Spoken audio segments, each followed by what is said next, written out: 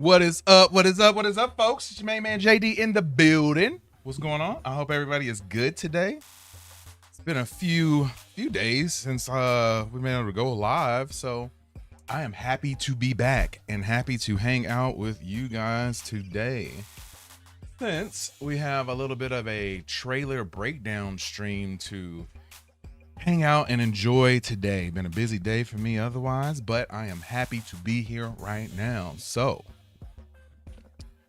if you guys can hear me, please let me know that everything is sounding all right. Katie will be here for the last two trailers that we are going to do. She's doing some other stuff in the other room. Patrick is asking about you. I'm still alive. Yes, I will be on here later. I gotta get the kids fed right now and, mom stuff. So. Doing the mom thing. Doing the mom thing, but yes, I will be back. But yeah.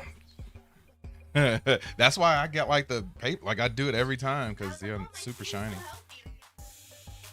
But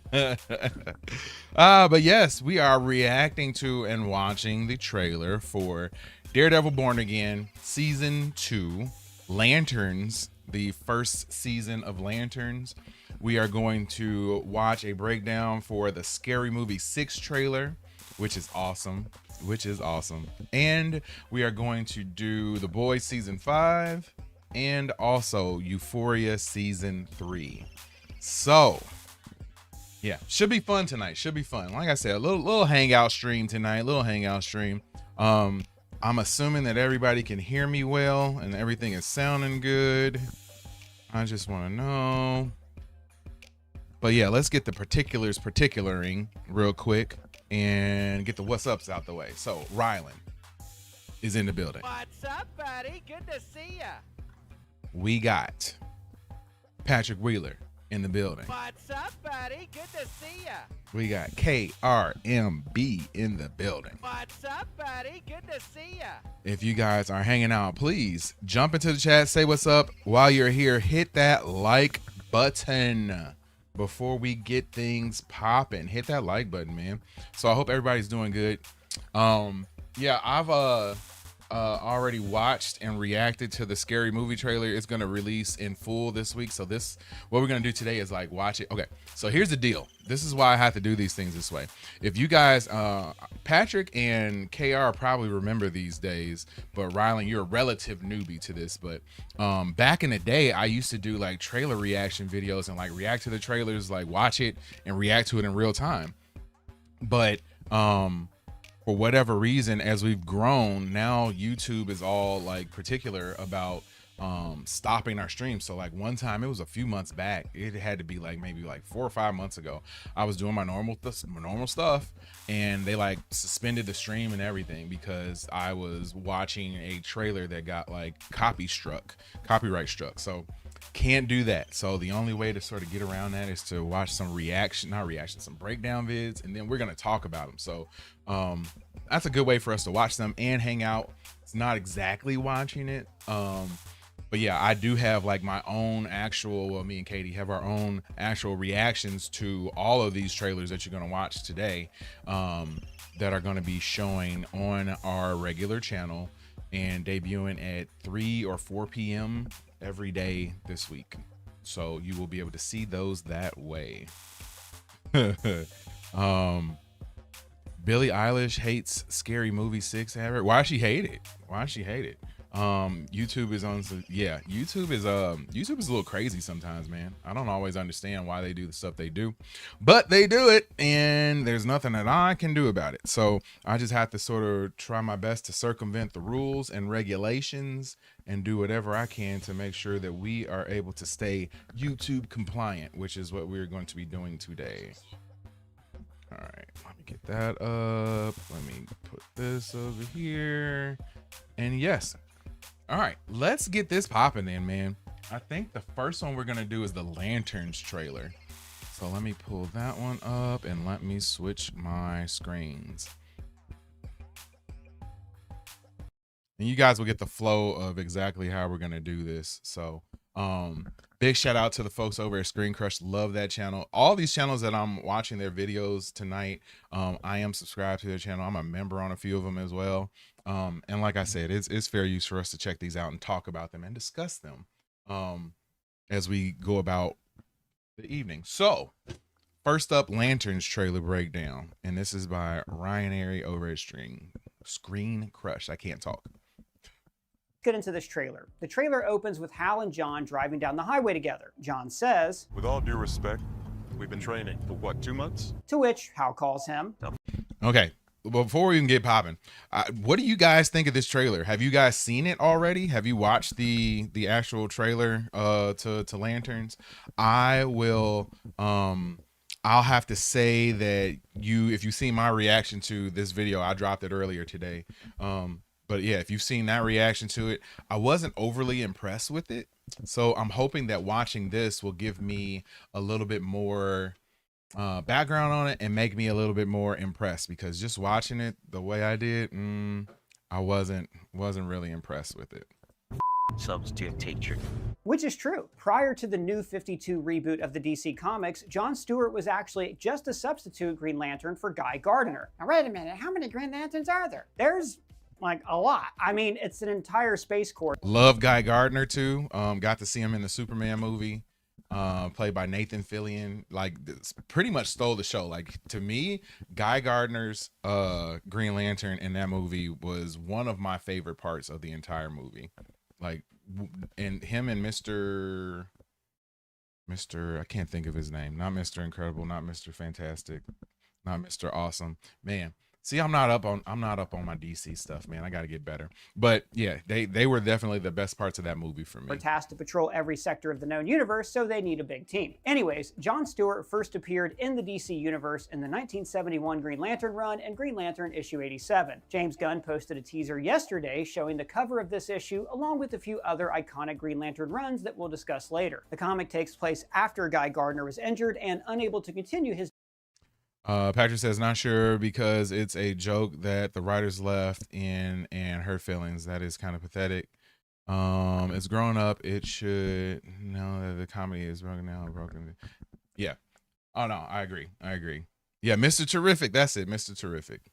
I could not remember that because name. Of this, one of the Guardians of the Universe contacts Hal Jordan, telling him that they had chosen another substitute lantern for him in Guy's absence. The Guardian then shows him John Stewart, and their introduction doesn't go as smoothly as the Guardians hoped. When Hal first sees John, he's put off by their choice of replacement and calls it a clear mistake. But Hal is quickly proven wrong. John's a fast learner and masters the lantern's powers almost immediately. Still, he and Hal have a tumultuous start due to John's background.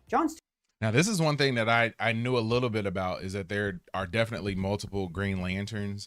I don't really know how or why it ends up getting passed, but yeah, there definitely are multiple Green Lanterns, and I'm really interested as I dive more into the DC universe through these shows, through these movies, to learn more about it, because like I said, I'm not up to snuff on my DC universe stuff. So it's kind of cool to be a little bit on the outside watching and learning about these, because with the Marvel stuff, like, I feel like I know everything. Like, I feel like I know almost everything, and those are still very enjoyable, but I do just feel like I know tons about that universe. Stewart's debut came during a major shift in the comics industry. Black superheroes were increasingly prominent in the 1970s, and this Green Lantern run highlighted how Stewart's race impacted his role as a Lantern. In his first fight, Stewart deliberately hits a truck to spill oil on a racist senator, which Hal later confronts him about. Later in the issue, Hal and John reach an understanding and begin their history of mutual respect, although they still clash as shown in this trailer. As I said, yeah, you can definitely sense the hostility between them in the trailer.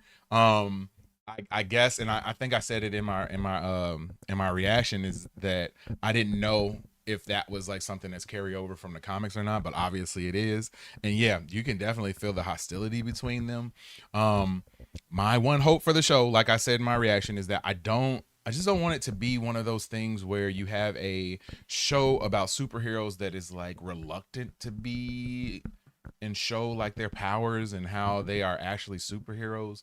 I get kind of tired of the shows that you have someone who has these superpowers, but they don't want to use them for whatever reason. Like, that That's kind of stale. Like we did that with Wonder Man. It was a complete show about an a actor who just happened to be a superhero, not a superhero who just happened to be an actor as well. I would much have rather seen that version as opposed to the first one that I just talked about. Instead, John's backstory was retconned. Following DC Comics' reboot, he was rewritten as a former Marine stationed at Ferris Air Base. In this continuity, it was revealed that the Guardians had been watching him since he was a child. Rather than being a substitute for Hal, they had handpicked him for the Corps, with Kilowog acting as his trainer instead of Hal. Based on their relationship in the trailer, it seems like they'll be taking more from the Silver Age comic run of Green Lanterns rather than the post-reboot canon. Oh, by the way, Doug, I need time off for the summer. I love anything that has to do with Teen Titans Go, like and the Teen Titans like cartoon. That was great, but then once they dropped Teen Titans Go, like I love it. It's so funny to me, and it's one of those kids shows that you can watch and also as an adult like really enjoy it. So like yeah, I can't get enough of Teen Titans Go. Because I'm going on vacation to buy a hustle out of traveling. Now back to what I was saying. And then we get a shot of the ring, and man, it is awesome. Design-wise, it looks very similar to Kyle Reiner's ring from the comics, but it's an entirely new design for the DCU. We saw another Green Lantern ring in Superman and Peacemaker, but Guy's was rounder and more green, whereas this one has gold accents, which I think works well for the tone of the show. The great thing about the DCU so far is that while this is a connected cinematic universe, they are allowing each creative team to tailor the stories and designs to each project's genre. Hal tells John, You're not ready to get up in front of the class until the ring says you are. and this is true. In the comics, the ring normally chooses its host, only going to the person who it deems to be the most qualified to wield its power. That was the case with Hal. Now that was one of my questions too, because it seems like they're really trying to figure out there was an absence of like the powers in the show. So yeah, I was wondering if it has to be a certain the ring has to decide that you're going to be able to use and get its powers as opposed to you just getting the ring and then automatically being able to use it, because it would make more sense that way. But then it's just like an enchanted item or something like that, and it has nothing to do with the spirit, which is what I understand that it's connected to for all of the Green Lanterns. Which is why he seems so dead set on this rule. In the comics, Hal was chosen by the ring after I got no fire snacks element right now, Avon Sur Patrick. crashed I just landing got a on bottle of Earth. water, With his man. dying breath, Avon Sur asked the Battery of Power to search for the most deserving being on Earth to be the next ring bearer, which is why Hal Jordan was picked. Now, as I mentioned earlier, John was also picked by the ring, so this idea of him not being ready is entirely new to the Lantern's lore. I'm interested to see what... new to the lore. Okay. See, I thought that was something that was like always present in the comics, but I guess that's new to the show. They chose for his backstory here as well. In the comics, Jordan deems their first mission as a failure. So, being that in this series they've known one another for 2 months, I wonder if Hal is the one saying that John isn't ready and not the ring itself. Hal then jumps out of the car. All right.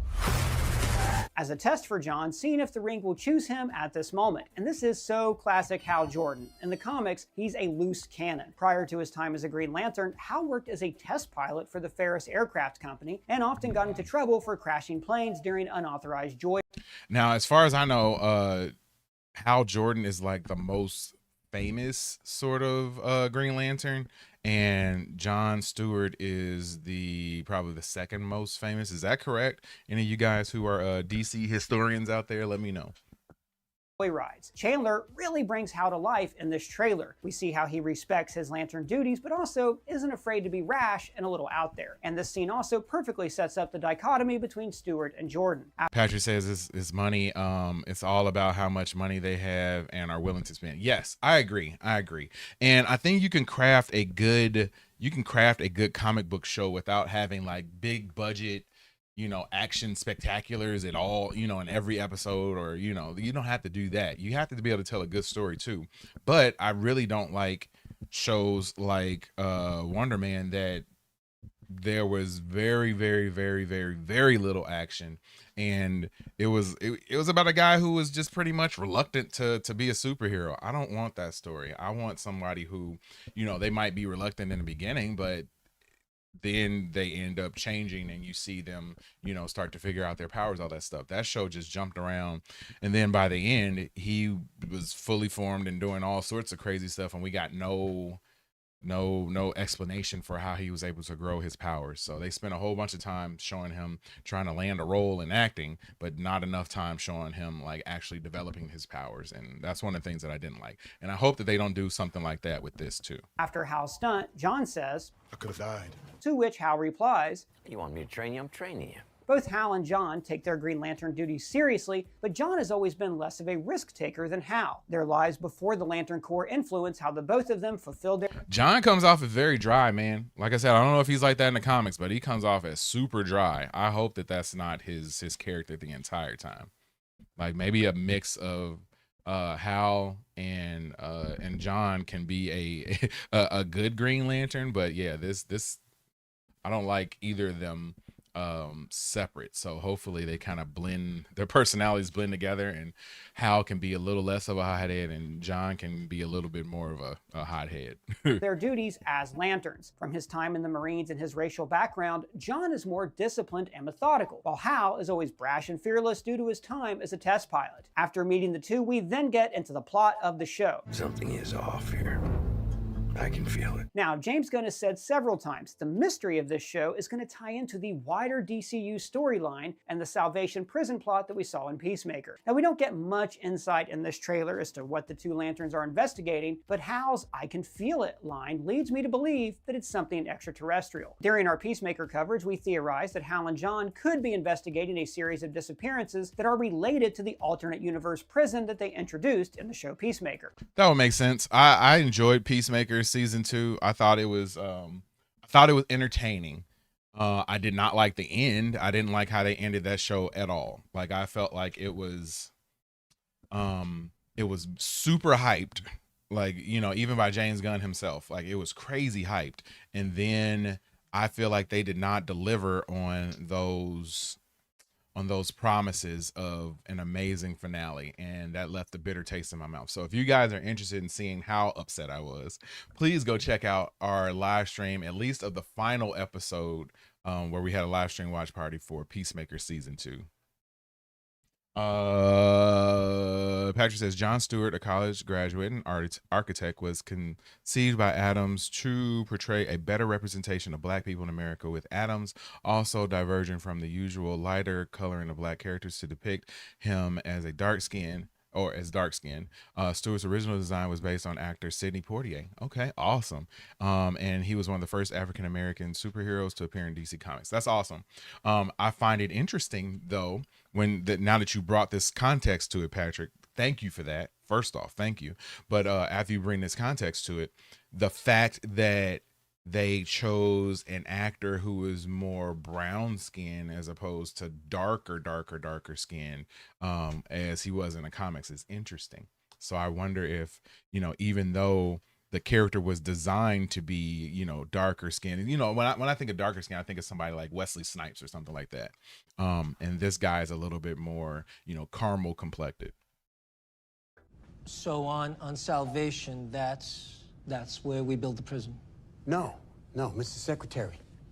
Salvation is the prison. But there's something later in this trailer that leads us to believe that it could be related to a different comic arc, which would have major implications for the future of the DCU. We cut to a town meeting where we meet a new character invented for the show, Sheriff Carrie Kane, played by Kelly MacDonald. Her last name, Kane, is a nod to the co-creator. All right, Kelly MacDonald, one of my favorite actresses of all time. She she played the wife of Nucky Thompson in Boardwalk Empire. I don't know if you guys have watched Boardwalk Empire before. Old show from the early 2000s, I would think. That was on HBO Max, or HBO at the time, but now HBO Max. You can go back and watch it. It deals with like prohibition and how alcohol was illegal in the States and how people still continue to sell it and bootleg it. Like, it is an amazing show. Like, I love it. I love it. I love it. It's one of the few shows that I've watched twice, and I actually started to watch it a third time a few months back, and this is just going to make me want to go and watch some more of it tonight. So like, after I get off of this, I would not be shocked if I decide to watch some more tonight. And do not apologize for info dumping, Patrick. I appreciate it. That was great. Great context, my man. Creator of Hal Jordan, comic artist Gil Kane. Now, this character was made for the show, so not much is known about her at this moment. In her character bio, they've described her as a no-nonsense woman, deeply devoted to her family and close-knit town. Her resilience, shaped by a complex past that's hardened her resolve, anchors her when the community. Oh, KR, you got some great licorice? We oh, also know man. that she You gotta let me and Hal know have if a that's past. good. What brand is it? Guts. It's the way she hates him. And that she's going to be a Yeah, potential Wes love is interest for Hal amazing in throughout the Blade, show. man. Now, in the comics, Love Hal's him. most Love him prominent as love Blade. interest is his Even in the new version, when he was in Deadpool and Wolverine. Like, yeah, great. All right, y'all gonna make me pull out my candy bucket. Let's see what I got.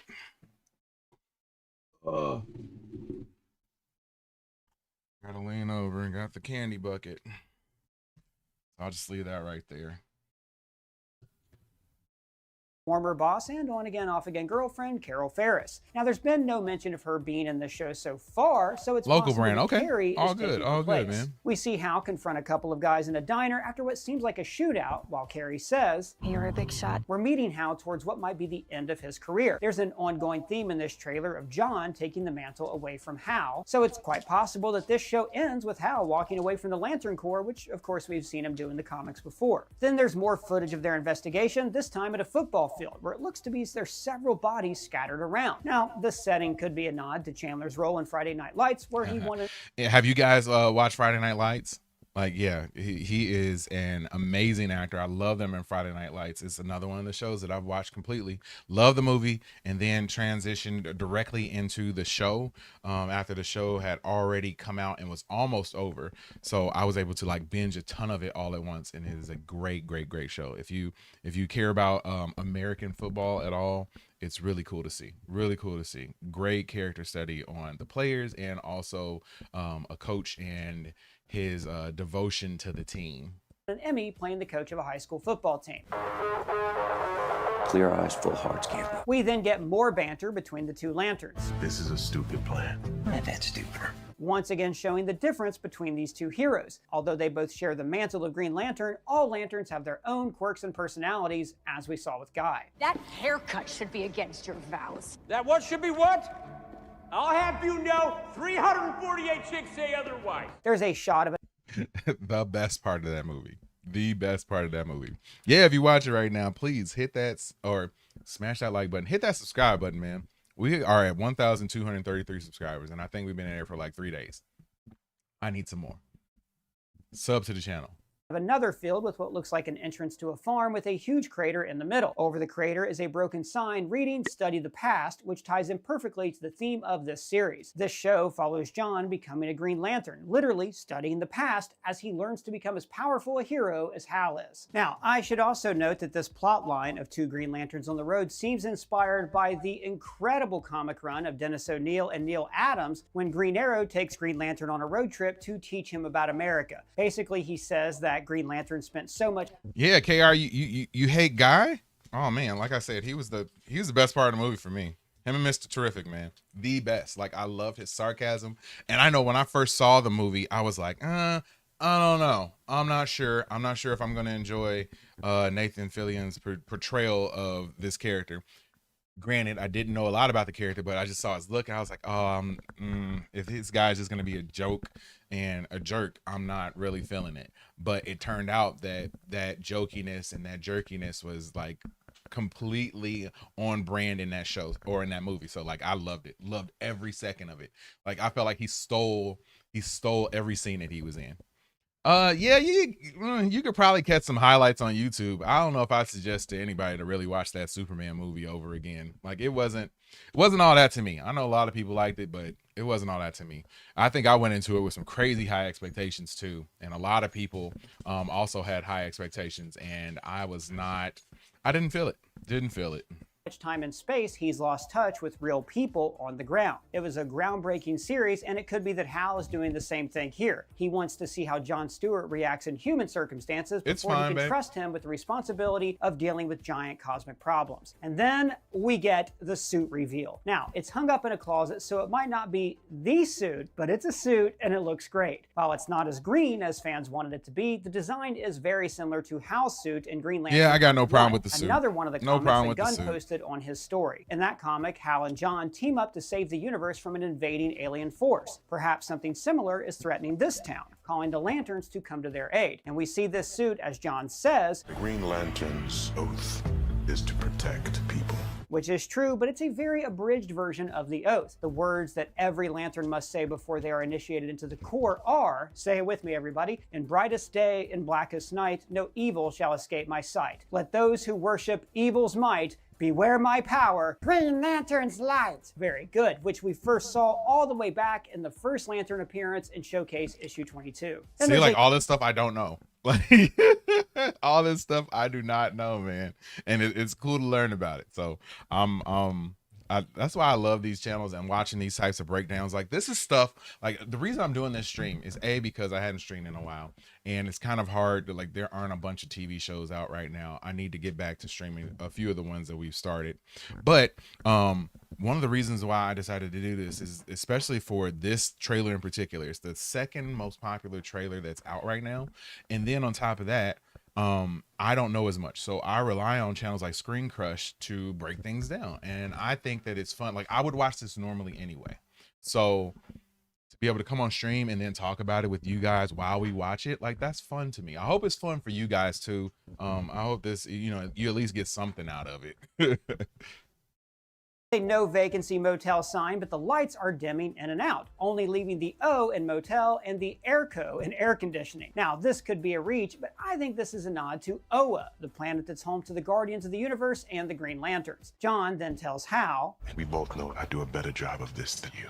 which is a huge point of contention. Like I said earlier, Jon is a far more disciplined Green Lantern than Hal, and he has saved Hal's ass several times in the comics. But whether he's better than Hal is up for debate, and this seems like it's going to be an ongoing issue between them. This is my job. As long as I'm alive, that ain't changing. Hal has walked away from the Corps before. Yeah, they're gonna have to reach some sort of level of mutual respect in this. You can tell that's what it's building towards. So I hope they're able to do it. And Jon, like, I don't like Jon's, like I said, I just don't like his attitude. And I know that they're probably playing it up too. So I just don't like his strong, like, he's super no nonsense, seems super like straight laced. Like, yeah, I'm not feeling that as much. But I know that they're gonna make that character better, so it's fine.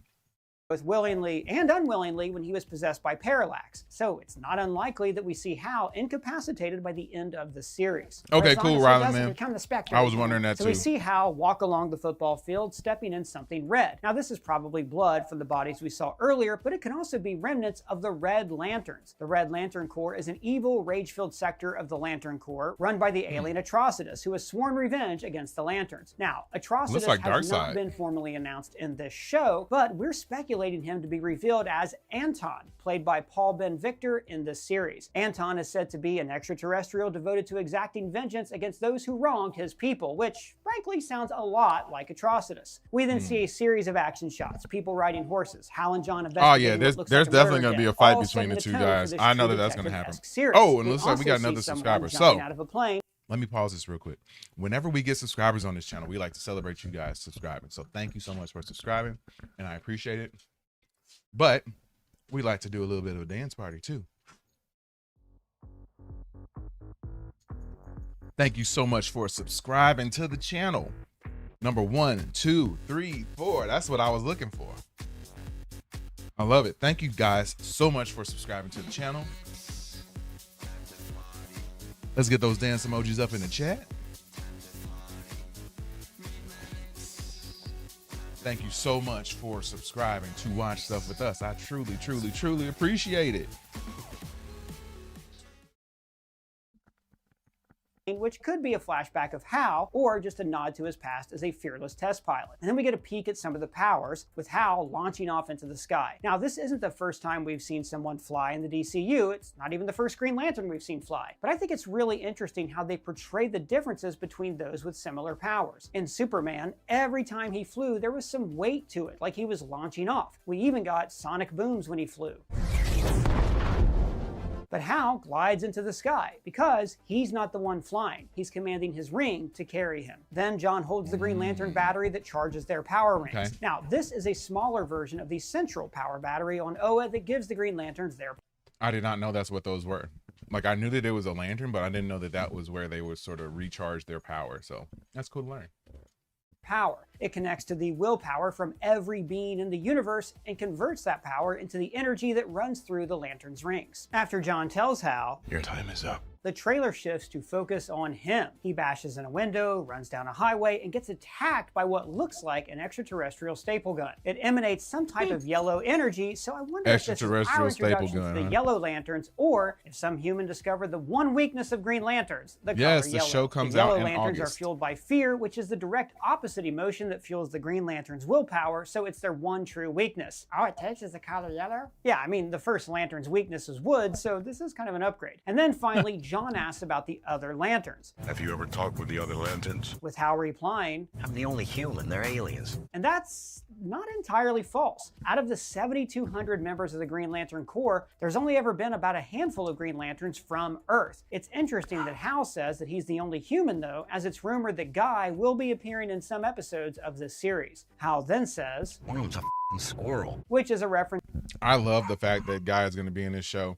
And then on top of that, I can't wait to see how Guy interacts with John, because I know that John is going to be like, who is this dude? I am not trying to deal with this cat. So yeah, and that's going to be fun to see them interact together. to the cutest member of the Green Lantern Corps, Chip. So guys, that's the trailer. Now this sets up a lot for the ongoing story of the DCU and a lot for the character of Hal Jordan. Like I mentioned, Hal walks away from the Green Lantern Corps for a time after he was taken over by an entity called Parallax. And that unfolded in the comic book Emerald Twilight. In that run, Hal, completely devastated by the destruction of his home city, transforms into the being that represents fear itself, which forces Kyle Reiner to step into the role of Green Lantern. Here, we could see John Stewart take Reiner's place, instead setting him up as the Green Lantern of the DCU. That's right, we think that the big twist at the end of this series could be that Hal Jordan becomes the main villain. Big shout out to Lee Mazzio who wrote this video. You can find Now that wouldn't shock me. I'll be okay with that too. And if they get to that point and they turn that twist, I will be excited.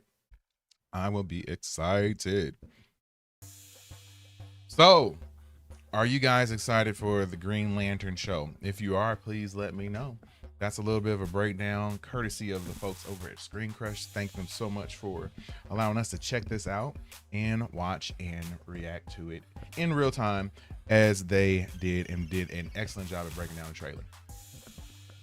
All right. Next up, we have the quick, like 30-second teaser for Daredevil Born Again. So let's check that one out and see what we think of that one. Like I said, I watched it before, and my full like in the moment reaction is going to come out later on this week, so you'll be able to check that out too. Whoops, I forgot to switch my screen up. Okay. Daredevil Born Again Season 2. This is from the trailer folks to talk over at about, Cosmic plus Wonder. a new Love them, plot man. leak for Daredevil Born Again Season 2 that I hope 100% Patrick, we will be watching Lanterns. 100% we'll be watching that. Like that's a must. That's a must. is real. I pray is real, because it honestly sounds perfect. It sounds like exactly what I personally would love to see happen in Daredevil Born Again Season 2. And we also have some new details about Matthew Lillard's character, Mr. Charles. He opens up a little bit about it. So a lot to go over today for Daredevil. What is going on, Cosmic Crew? Thanks for stopping by the channel today. We've talked a lot about how a future crossover. So as we see, Daredevil Born Again, we got to watch the first season of it live on stream. Enjoyed watching that. That was pretty fun. I did not like, the first 2 episodes I thought were really good. Really good. Then we got into The middle of the show did not feel it, and then the last like 2 episodes I thought were pretty good as well. So I hope that everything is a lot closer to the way the show ended as opposed to the way the show began and everything in the middle of it, because I was impressed with everything at the very at the tail end. It kind of picked back up again. So I know there was a lot of turmoil on set, and they had to pretty much like scrap the entire season and change a whole bunch of things up at the last minute after the shooting had been done for the set or for the show. So yeah, I am I'm excited to see what they're able to do with a full season of what the show ended as. So let's just hope that we can do that. Over with Daredevil, The Defenders, and Spider-Man could be happening, but not before Daredevil Born Again Season 2 coming out March 24th this month. Not Yes, Punisher show coming up too. We got Daredevil Born Again, and also the Spider-Man Brand New Day. They're all supposed to be related, so I'm really excited about that. Really excited about that. Patrick says this is going to be a continuation of Daredevil season 5. Yes, it's more so a continuation from Daredevil Born Again season 1, which was loosely related to Daredevil Born Again or the Daredevil series that was on Netflix. So I would say it's like kind of a loose connection between the two, but yeah, not bad. Not bad. I would check it out. I would check it out. If you haven't watched it, go back and check out our old streams of it too. Like you can fast forward through it and catch things that way too. Too far away. There's a new trailer that has been released. We're going to break that down first because you have to kind of see some of it to make sense of the. Okay, Rylan says 1 and 9 were the new creative team. The rest were filler. Old creative team. Okay, that makes sense, and that like adds up perfectly because, like I said, the beginning was good, end was good, middle. Who is this we got? Oh, Michaela, what's going on? What's going on? Says, I'm glad the actors fought for the show to continue from Netflix. Yes, there were a lot of people who wanted the show to continue, and it had disappeared for a while. And it was sort of up in the air initially, but I am so glad that the show was able to be continued as well. So yeah, man, really excited about that too. Rylan says, Patrick characters from next week. So yes, that is true. Kelly says, cause it was dumb for Feige and whoever he hired at first had no reason to try and not make Netflix canon when it was already canon. Yes, I agree. They made it like loosely based on it, but yeah, that show was so good, and that's what people wanted. Like everybody wanted that to continue. So I don't know why they thought that coming along and making something different was going to all of a sudden attract more people. Like no, it turned everybody off. So you want to just keep, they had a good thing going, just keep it going. You can put your own little spin on it, but don't change it too much. And I felt like they changed it too much. The plot leak that we're going to go over, starting off with this new trailer, the new black suit is just, wow, we have black suit with the double D's. Love it. Love it. Love it. Love it. Love it. Love it. Love it. Love it. So I hope that the storyline that goes along with that, with I think it was called Night's Reign, or I can't remember. It was something Rain. But yeah, the storyline that sort of goes along with the black double D Daredevil suit was very good in the comics, so I hope they kind of continue that on. You had little hints of it coming when we watched the first season, so I'm hoping they actually go through with it all the way on this season.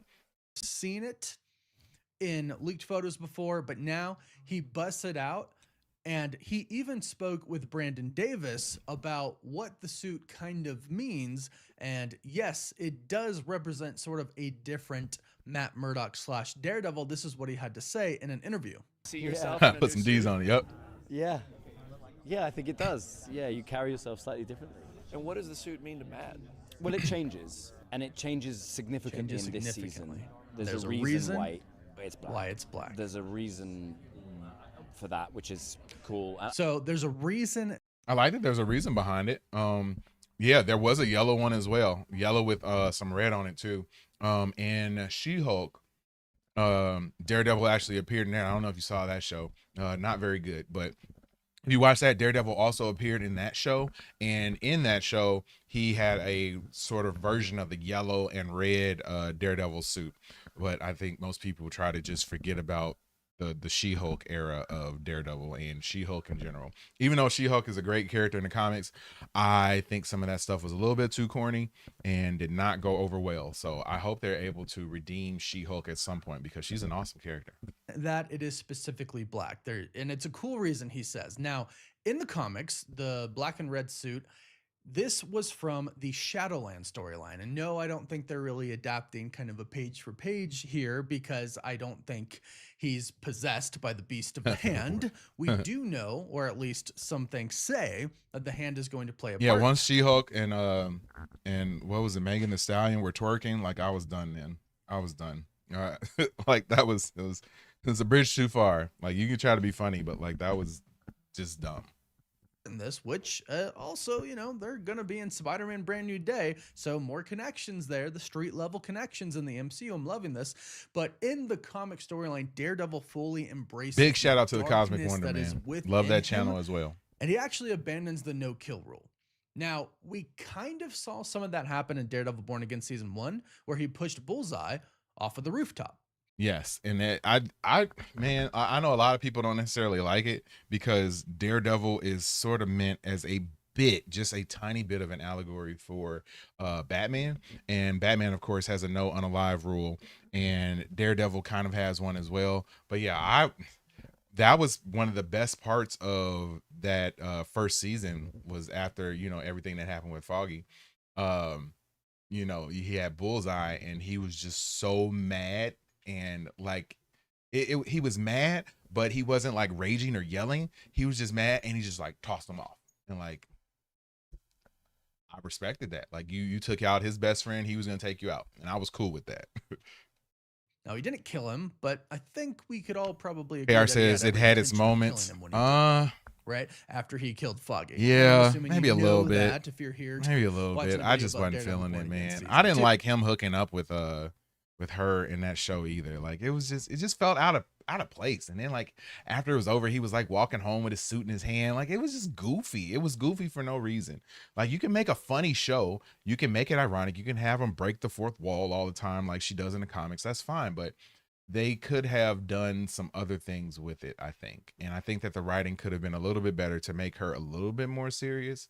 That end with the KEVIN, you know, sort of AI robot thing, like that was just goofy. Like it was just a lot of unnecessary stuff. Scar, Hulk's son, was in it and he looked goofy. Like it was just a lot of goofiness going around with that show. I'm assuming you've seen season 1. So he returns to New York City actually as the leader of the Hand, but like I said, it's revealed that he was possessed, and he ultimately ends up sacrificing himself, which I think is important. According to this plot leak, there is going to be some type of a sacrifice. It might not be in the same way that you think, though. But the suit looks awesome, and I do think it symbolizes a darkness within him. Season 1 was really intense, incredibly emotional, and now Mayor Fisk is in charge of the city. He's taking it over. I don't know about it being emotional. Like I think the beginning of it, that first episode was emotional, but after that, no, it wasn't emotional like that. It didn't get me. Even that situation kind of got let down a little bit as the show continued because you lost the significance of that death. So yeah, I kind of disagree with him a little bit on that point.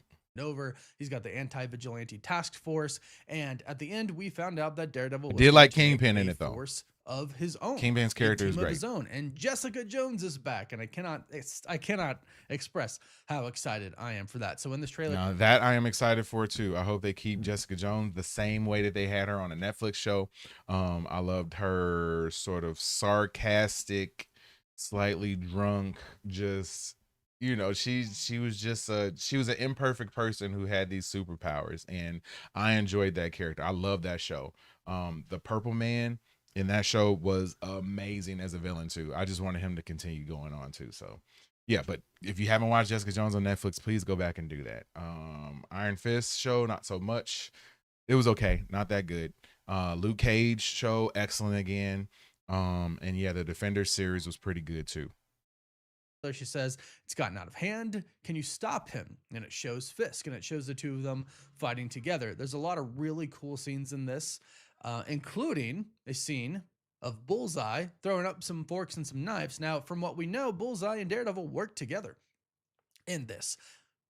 It's going to be a little shaky. We're going to interesting to see them work together. I need to see how that's going to work, because that doesn't make too much sense to me. And now that's one thing I don't know about in the comics, if they ever really work together a lot in the comics or anything like that. But that'll be interesting to see. I got some faith that they'll be able to pull that off well. Talk about that with the plot leak. Obviously, with someone like Bullseye, relationships, and the fact you just saw that March 24th, that is just a couple of weeks away. So we will be here for live stream watch parties for every episode of Daredevil Born Again season 2. Be ready for that. He's gone, been on one side, been on the other side. There is some moral consciousness there, but also at the same time, he is very unstable, and that seems to be what it's going to be like. I love that smile right there, too. With Daredevil, with Matt, and with Bullseye, Poindexter. But we see some really, really cool scenes here, and yeah, I agree, Karen's Patrick, back. man. She's going to have a big role to play in this season. That's already been confirmed by Marvel Studios, and we can see her a lot in this trailer. Swordsman is back, and I do want to point out something that the actor who played Swordsman recently did say, and it's pretty interesting, because he actually said that he got hurt doing some stunts recently, which means his character is actually going to be doing a fair amount of fighting, which means he is. Oh man, yeah, Swordsman was he was a new character that was added to the show in the first season of Daredevil Born Again, and I thought that he was a good addition. I wanted to see more, and I was intrigued by his character. So I'm ready to see more of him. I know they also had him in the Hawkeye show as well too. So I love the synergy between a lot of the characters in New York, that you see them sort of interact with each other, and I hope that they continue to do more of that in the MCU. Actually, probably taking on the vigilante swordsman persona, right? It's not just going to be him as a rich person, but it's actually going to be him probably fighting against Fisk, which I think is going to be really cool. I think we're going to see a lot of maybe like side characters show up in Daredevil Born Again season 2. I think it's going to be really cool. So we see them basically go up against the anti-vigilante task force, which is what it says on their chest. And it's all, of course, coming from Kingpin. It's a battle between Daredevil and Kingpin. Bullseye joins because he hates the Fisks, right? That's what he hates.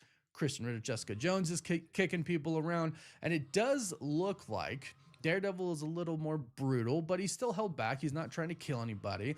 Although in the first trailer it appeared to be him using a gun. So maybe he does kill somebody. We have I was going to say, I don't know why they're showing that. That's from that happened that was in the Netflix show, like that he had a firearm like that was taped around his hand. I can't remember why that happened though. Do you guys remember why that happened, or why he had to use that? I know it was in the Netflix show for a reason though at one point in time. Still here, one shot here of Karen protecting someone behind her. This looks to be Angela Del Toro, the niece of White Tiger, who died in season 1, and she now has the amulet for the White Tiger. So I think she's gonna play. Now the White Tiger the whole thing about the White Tiger in season 1 was great. I loved how that was done. I was shocked when everything that ended up happening with him, it came out of nowhere. So I was shocked and impressed by that. like I said, go back and watch those reactions, that watch party for that episode in particular. It was fun. Play an important role in this. Then we have some really awesome fight scenes, which I just really, really love. But then Rylan says that Jessica Jones the and finale Daredevil was the best episode. Here, yeah, like they are I agree with that. Punisher once I agree with that. So obviously, if the Matt one Murdock, before the last episode was good too, missing, like I said, the first episode was good too, just for shock factor. Daredevil and then Matt Murdock missing, he's obviously laying low, especially because Fisk knows who he is. So okay, overall, yeah, I remember. Really, I knew it had to really be something, KR. I forgot about that. I knew it had to be something. Let's dive into the plot leak. And if you don't, all right. So now they're going to talk about a plot leak for Daredevil Born Again season 2. So yeah, if you are not interested in learning anything about it, I will not be mad if you mute me or go away from the channel for a little bit. But just make sure you come back in about 5 minutes. Plot leak, so we take it with a grain of salt. It's not confirmed to be true, but this sounds amazing. So the plot leak reads this, coming from the Insider Majestic.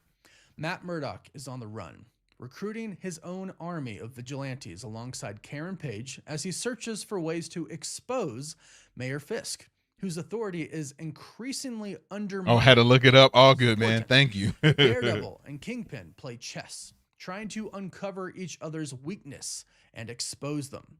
And it's only a matter of time before things improve, or the city finally suffocates in the Devil's Realm.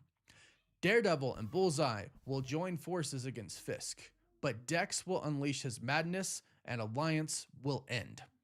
He kills many police officers, and I'm assuming that is actually what his madness is. Him going about and just killing whoever the heck he wants, including police officers, because I do believe that Matt Murdock does believe that some police officers are good, and he probably doesn't want to kill the ones who are even bad. But I do. Interesting. So that's why they join up to take on Fisk. So yeah, I forgot that Bullseye is mad at Fisk too. So yeah, that's an interesting reason for them to team up. I can see that, but I don't know how you team up with somebody who you can't trust and who has already tried to unalive you on multiple occasions in the past. I don't care if we got a common enemy. I don't think that I could just just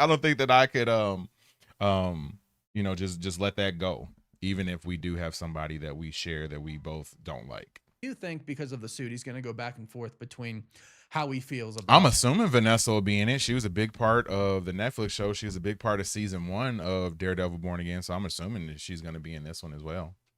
killing bad people, but we'll have to wait and see on that. Mr. Charles, Matthew Lillard's character, who is confirmed, they have confirmed it is Mr. Charles, faked Foggy's death. Fisk Empire crumbles when Foggy Now they talk about that, about the Foggy actually not being unalived. That was a plot point in the comics as well. So I was wondering if they were going to do that. It does kind of cheapen everything that he went through in the first season, but I will be glad to see Foggy back if that's the case. I enjoyed him as a character and the actor who portrays him on the show. Testifies against Red Hook, and BB Urich reveals the truth after Daniel accidentally reveals things he shouldn't have. Foggy is alive. Fisk hires the Hand Clan. Matt and Fisk end up in prison. Matt Murdock's identity is revealed. Appearances of swordsmen, Jessica Jones, Danny, Randall, and Elektra. And actually recently we have been hearing from Cryptic HD that Finn Jones could be appearing. Yeah, I heard that. And Danny Randall, I don't know who Danny Randall is, but I could have sworn it was Danny Rand.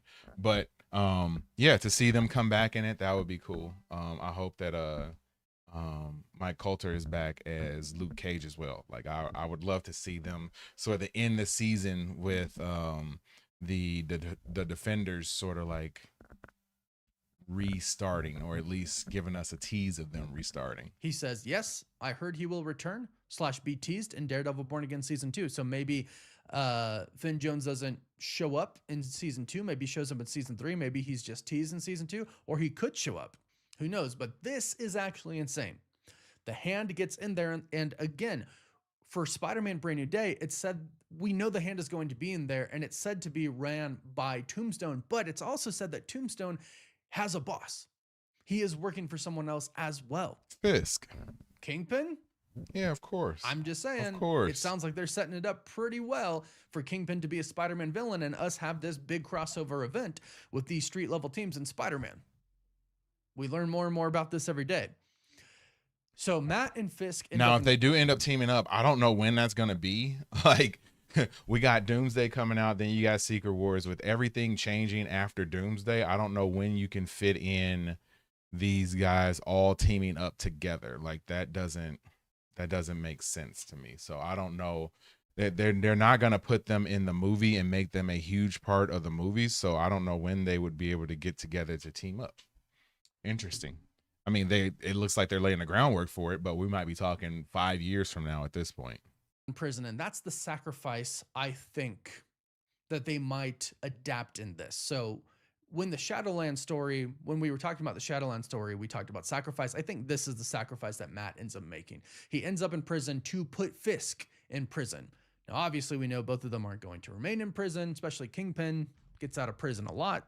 He controls inside of prisons a lot, but I think this is going to happen. I was never sold on Foggy being dead. I just wasn't sold on it.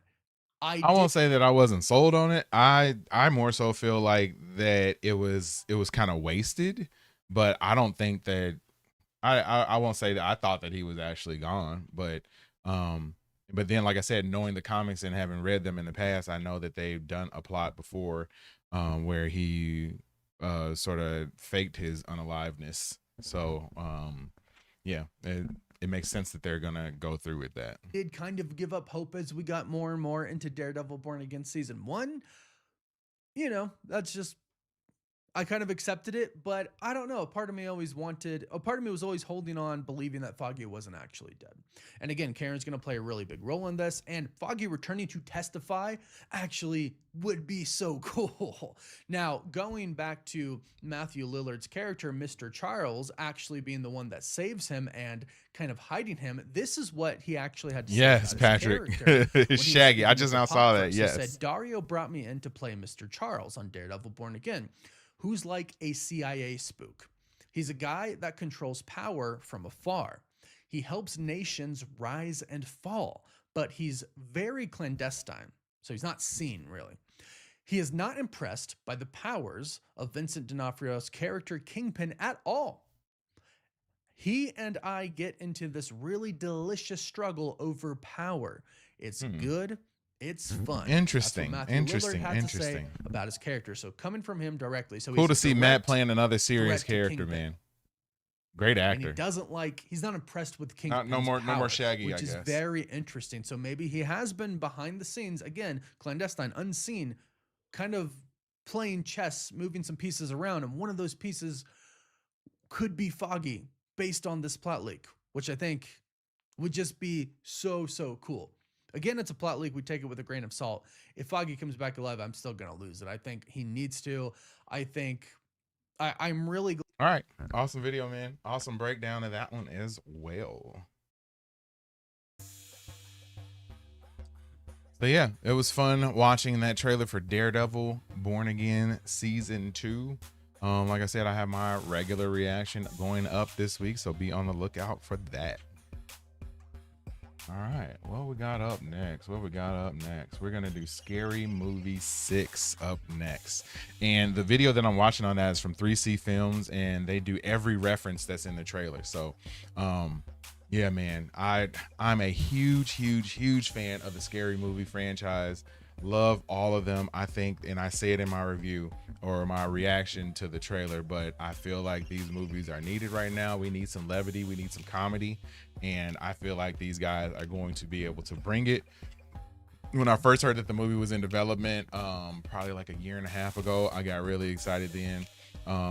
There were some ups and downs where they thought that the movie wasn't going to actually end up coming out, but they ended up continuing and got the green light, and now we got a whole finished movie, man. I love it. And just watching the trailer is so nostalgic to see all the things that we like in these scary movies, and they're able to sort of spoof them and make fun of them and do so in a light that is desperately needed these days.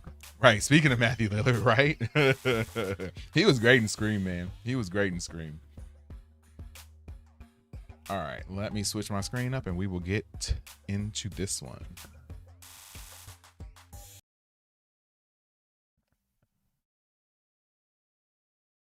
Finally been released officially online for everyone to watch, and good, because all I was doing this weekend was just watching people who recorded it. I love Anna Faris too, just FYI. In their theater to hear that audience laugh and be reminded that comedy is back and that this movie looks freaking hilarious. But with this movie being a parody of horror movies and a lot of other things going on since the last Scary Centers and everything too. I love it. Movie, I thought it'd be best to do an Easter egg breakdown of as many references and things poking fun at our real world. But as I do this, please let me know, what did you think about this? Is it the perfect time to have Scary Movie 6 back in our lives? It feels like the perfect time, honestly. I love his set design and his background, especially the Ninja Turtles at the bottom. Like, yeah, amazing. We need to laugh. But enough yapping. Let's just get straight into this trailer. Okay, so the trailer opens up direct. Megan. Katie's actually going to be Megan as we go to a comic convention in a few weeks. So she already has a cosplay for that. So yeah, I have to get some pictures and let you guys check it out. Pulling from a scene of Scream 6. This is something that you always got to remember with the scary movie franchises. Although they make fun of a lot of different things in their movie, there is always that one main movie that they are using to copy the plot. And so with this one being a movie where they want to make fun I of love the prequels, Megan dance reboot too. sequels, It cracks me up every time I see in the horror genre, and that template involves bringing in old characters, new characters, and the killer from the first movie, aka parody Ghostface. So this movie will be copying a lot of plot points from Scream 5 and a bit of Scream 6. I'll point those out as we go along, but in this train sequence, we get a lot of horror characters that have had reboots or reboot sequels since the original Scary Movie, with Jason, who has to have the red on the mouth just for copyright reasons, Leatherface, who got the Netflix like the bootleg versions of these folks too, man. It's hilarious. Like besides the actual, like, you know, the copyright stuff, they have to, like, they can't have them look spot on, because having them look spot on would make them kind of cool. But otherwise, like look at Leatherface here. He looks bad, and especially the hair. It looks so bad. reboot sequel that was awful. Hard Eyes just to represent a recent killer, and also because it's a Paramount movie, so they want to also push along that, hey, Hard Eyes is now iconic. We get a shot of Megan doing her viral dance, but right behind her we get the Hook Man from the I Know What You Did Last Summer movies, a franchise that has also got I didn't even recognize him back there recently, and was one of the original movies they made fun of in the first Scary Movie. And there's honestly so much more. I mean, there's Pinhead, there's Chucky, there's Michael Myers, even Billy the Puppet. Michael Myers, my favorite movie character of all time. Like every movie of all time, by far my favorite character, and I will be cosplaying as him when we go to our C2E2 convention in a few weeks. But I want to stick to some of the bigger references here, because we do get a sign that says the train is going to Woodsville, which is the parody version of Woodsboro. There's not a lot of continuity they follow, but this might be the first Scary Movie that actually follows a little bit of continuity. I did find it funny this Ghostface was posing as a little girl, and then when he unmasks himself, he grows twice as large, which is a similar thing that was done in the recent Naked Gun movie, where we have you guys seen the new Naked Gun movie? I have not seen it, and it looks hilarious to me. I thought it was going to be funny, but I just have not had time to check it out. So have any of you guys seen it? If you had, let me know if it was decent or not. Had a little girl get unmasked and then a grown man appear. Not sure if that was on purpose or it was coincidental, but kind of funny that with parody movies coming back, they're even doing similar jokes. And just like in the scene with Mindy in Scream 6, this Ghostface stabs her in the stomach, and we get our I thought Scream 6 was good too. I heard Scream 7 is really bad though. Really bad. The pronoun joke. Not her! My pronouns are they, them. And yeah, even though this trailer didn't officially release online until today, over the weekend, because of the people pronoun joke was a little cringy, but the whole movie is gonna be cringy, so people it's all good. Angry, offended by it, saying they shouldn't have done it, and I think all of that is really dumb. I personally, that's what these movies are designed to do. They're designed to be offensive. They're designed to go after everyone. So I don't know why anybody would watch and be like, "Oh, I'm offended." Like, I mean, it's dumb. It's dumb when you think about it. Like people always have to be upset about something, and I get that, but I think that at certain points in times you need to let comedy be comedy.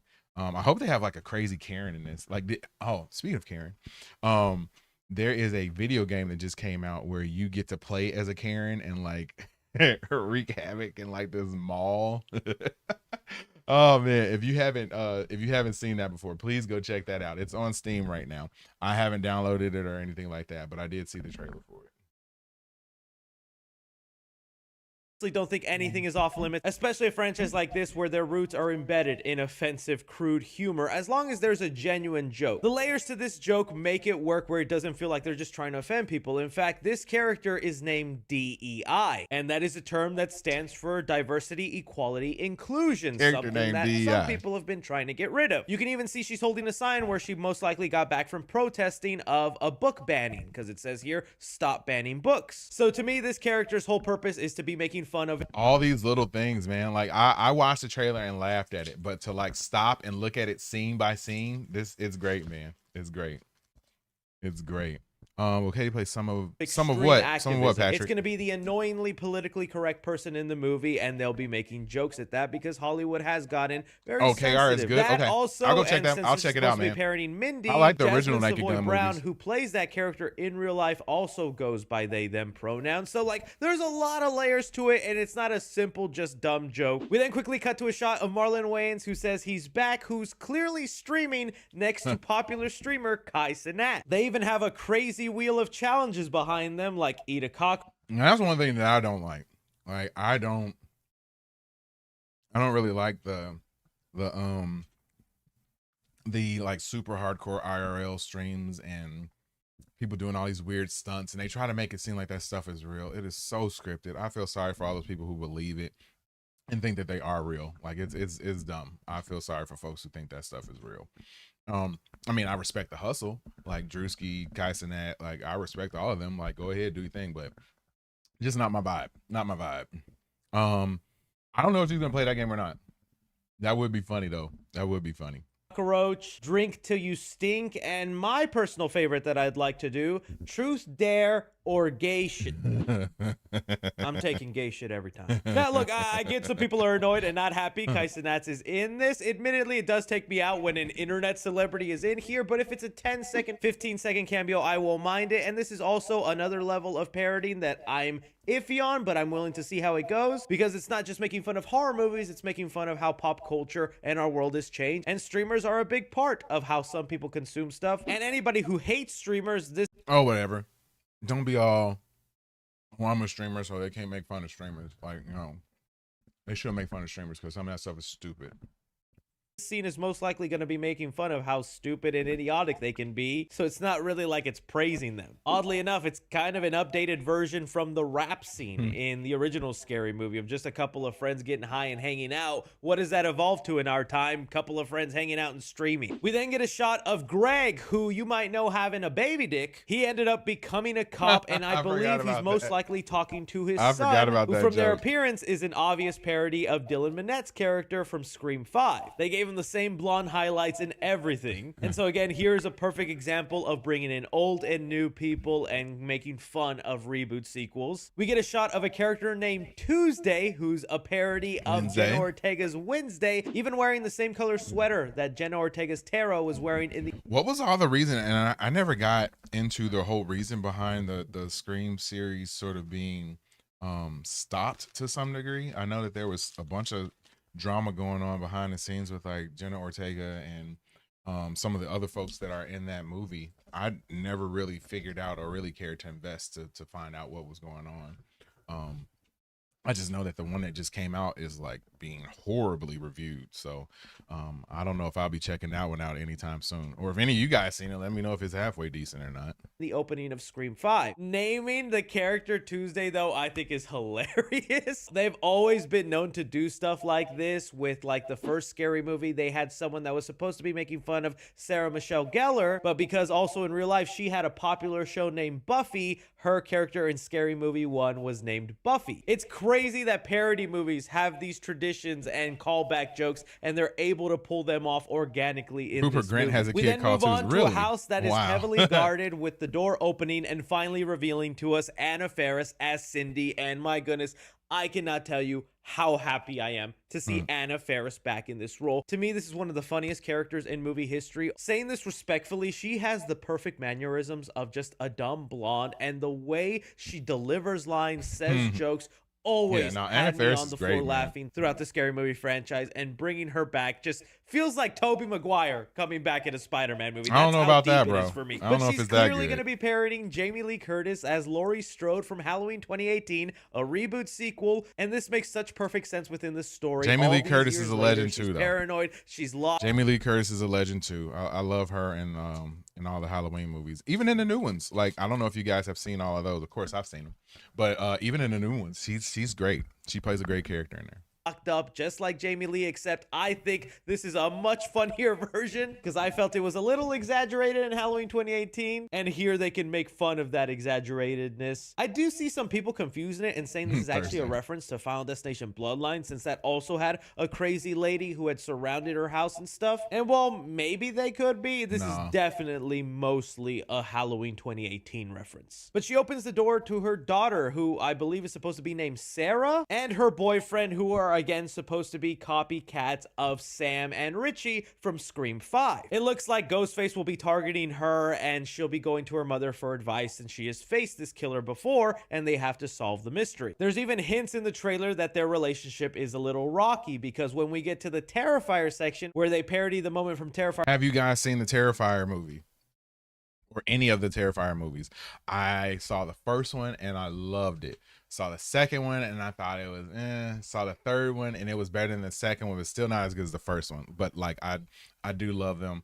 I think that they're so gory that it makes you not be afraid of them, and you kind of just have to like laugh it off because it's so over the top gross. But it's definitely like a tradition to watch them on Halloween now. Like I love them.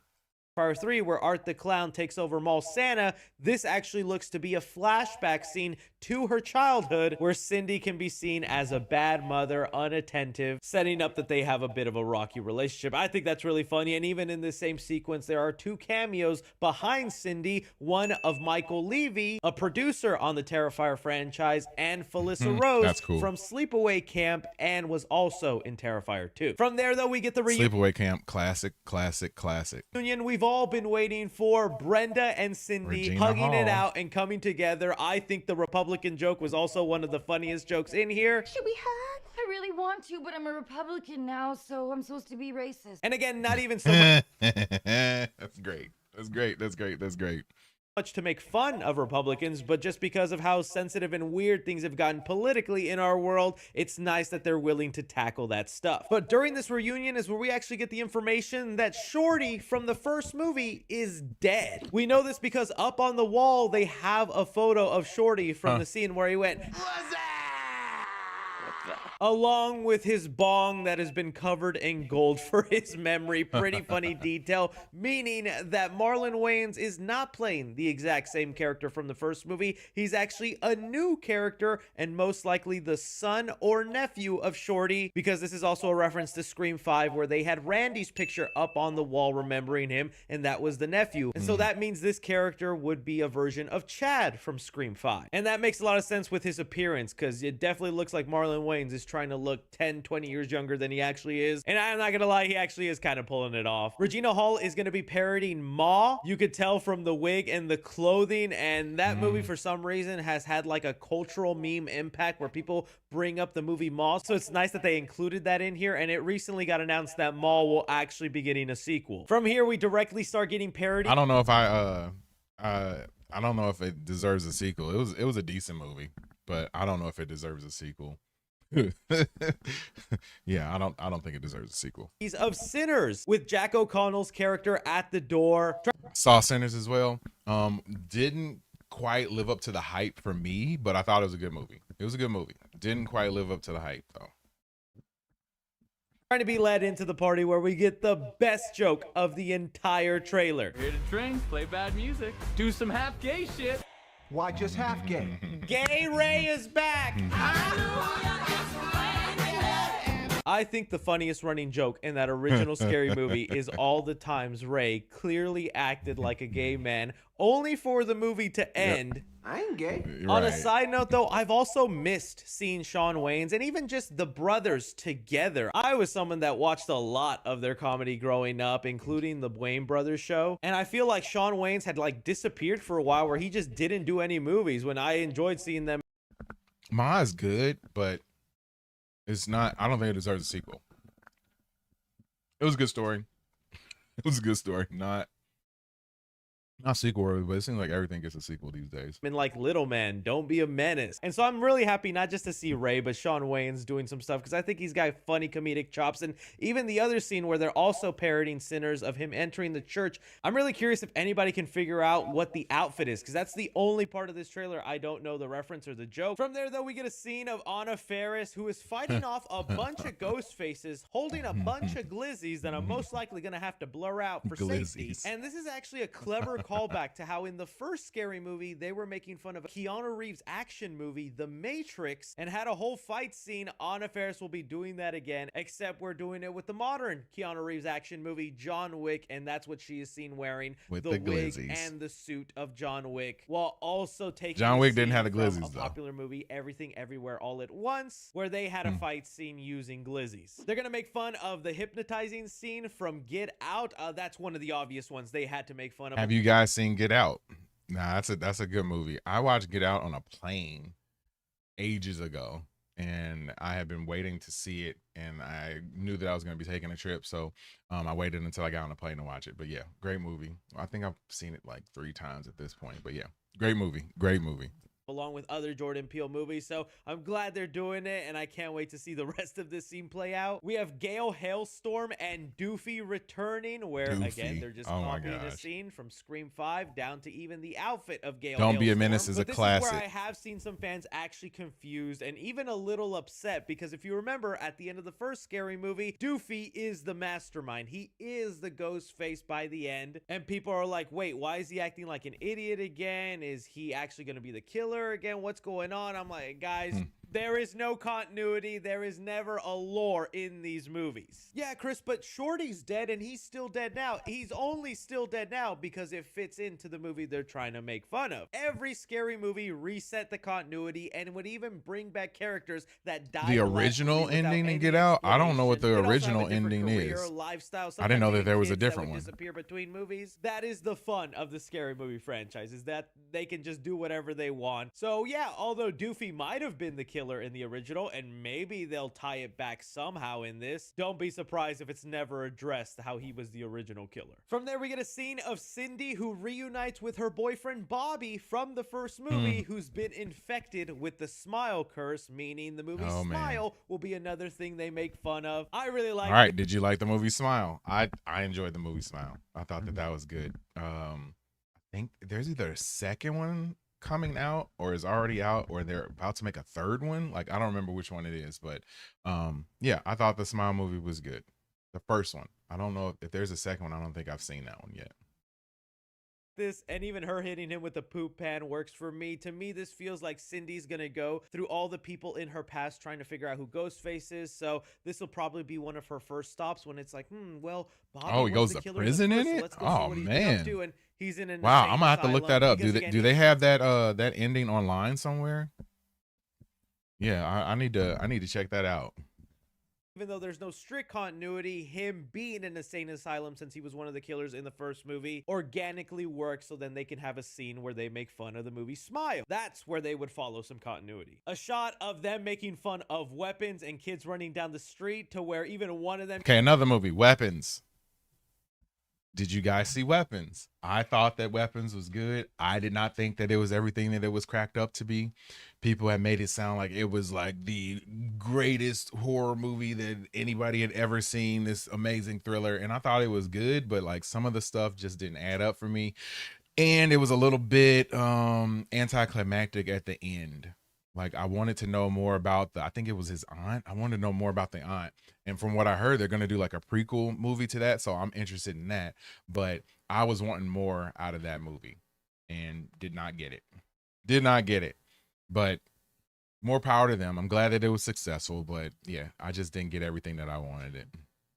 Yeah, like you said, KR, like the hype behind it was crazy. Like, they were making it seem like it was just this greatest movie, and I saw it and I was like, oh, okay, it was good. But yeah, I love stuff in movies like this that have like the horror element and the mystery element in it as well, but This one just didn't quite do it for me. Just didn't quite do it for me. Gets run over. This is a recurring joke in the Scary Movie franchise, or even Oh yeah, a lot people of always other get hit by parody cars in movies. Scary Someone Movie. always gets run over by a car for no reason, and I laugh every time, honestly. The butler from Scary Movie 2 is coming back with strong his little hand. hand, and he's gonna be Longlegs, the Nicholas With the little hand. I still say that to this day.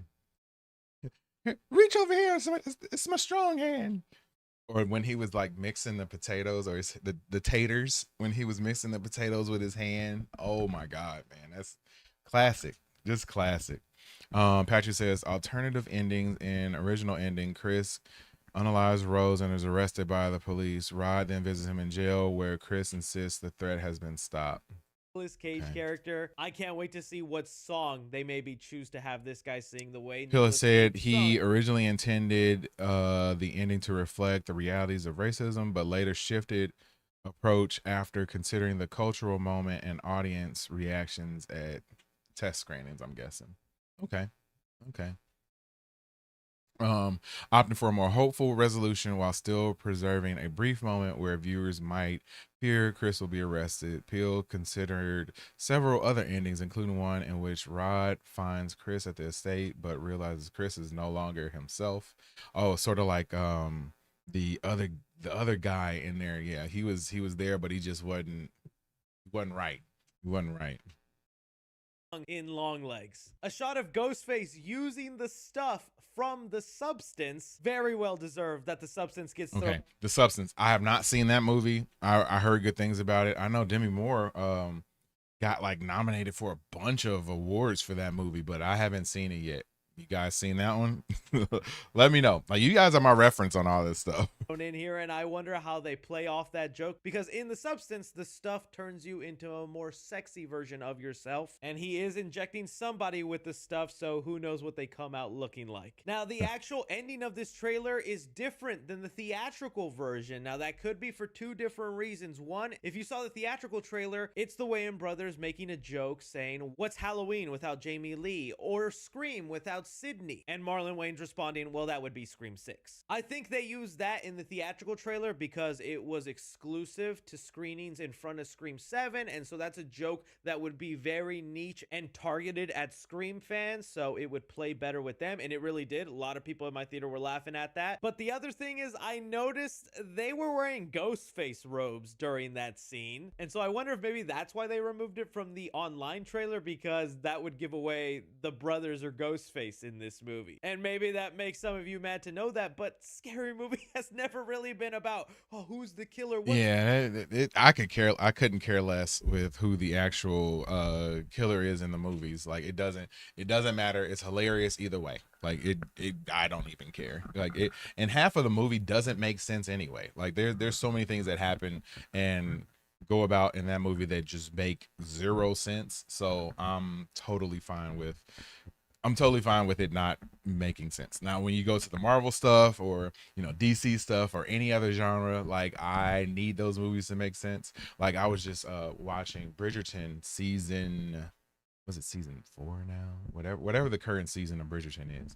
And there was one thing, like, I was with it the entire way through. Like, I enjoyed it.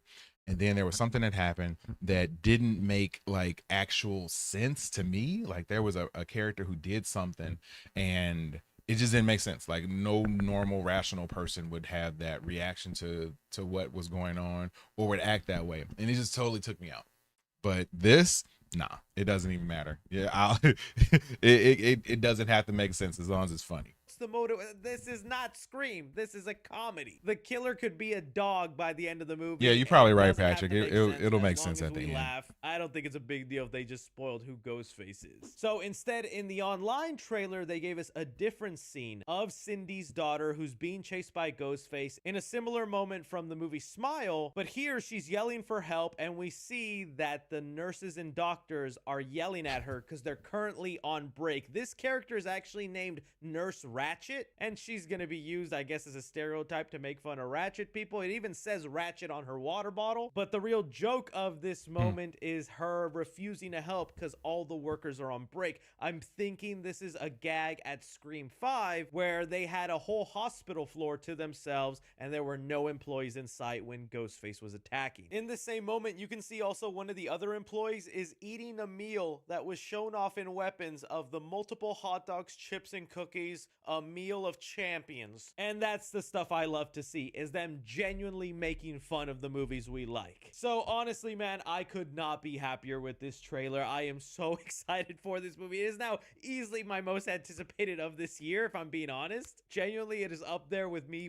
No, I won't say that it's my most anticipated movie of the year. There's a bunch of other movies that I am, more excited to see, but this one is definitely on that. It's definitely on that list.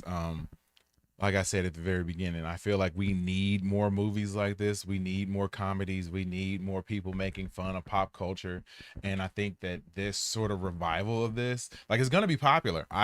I can almost guarantee you that this movie is going to make a bunch of money, and there are going to be a lot of people that are going to go see it. There's going to be some controversial things in it too that are going to make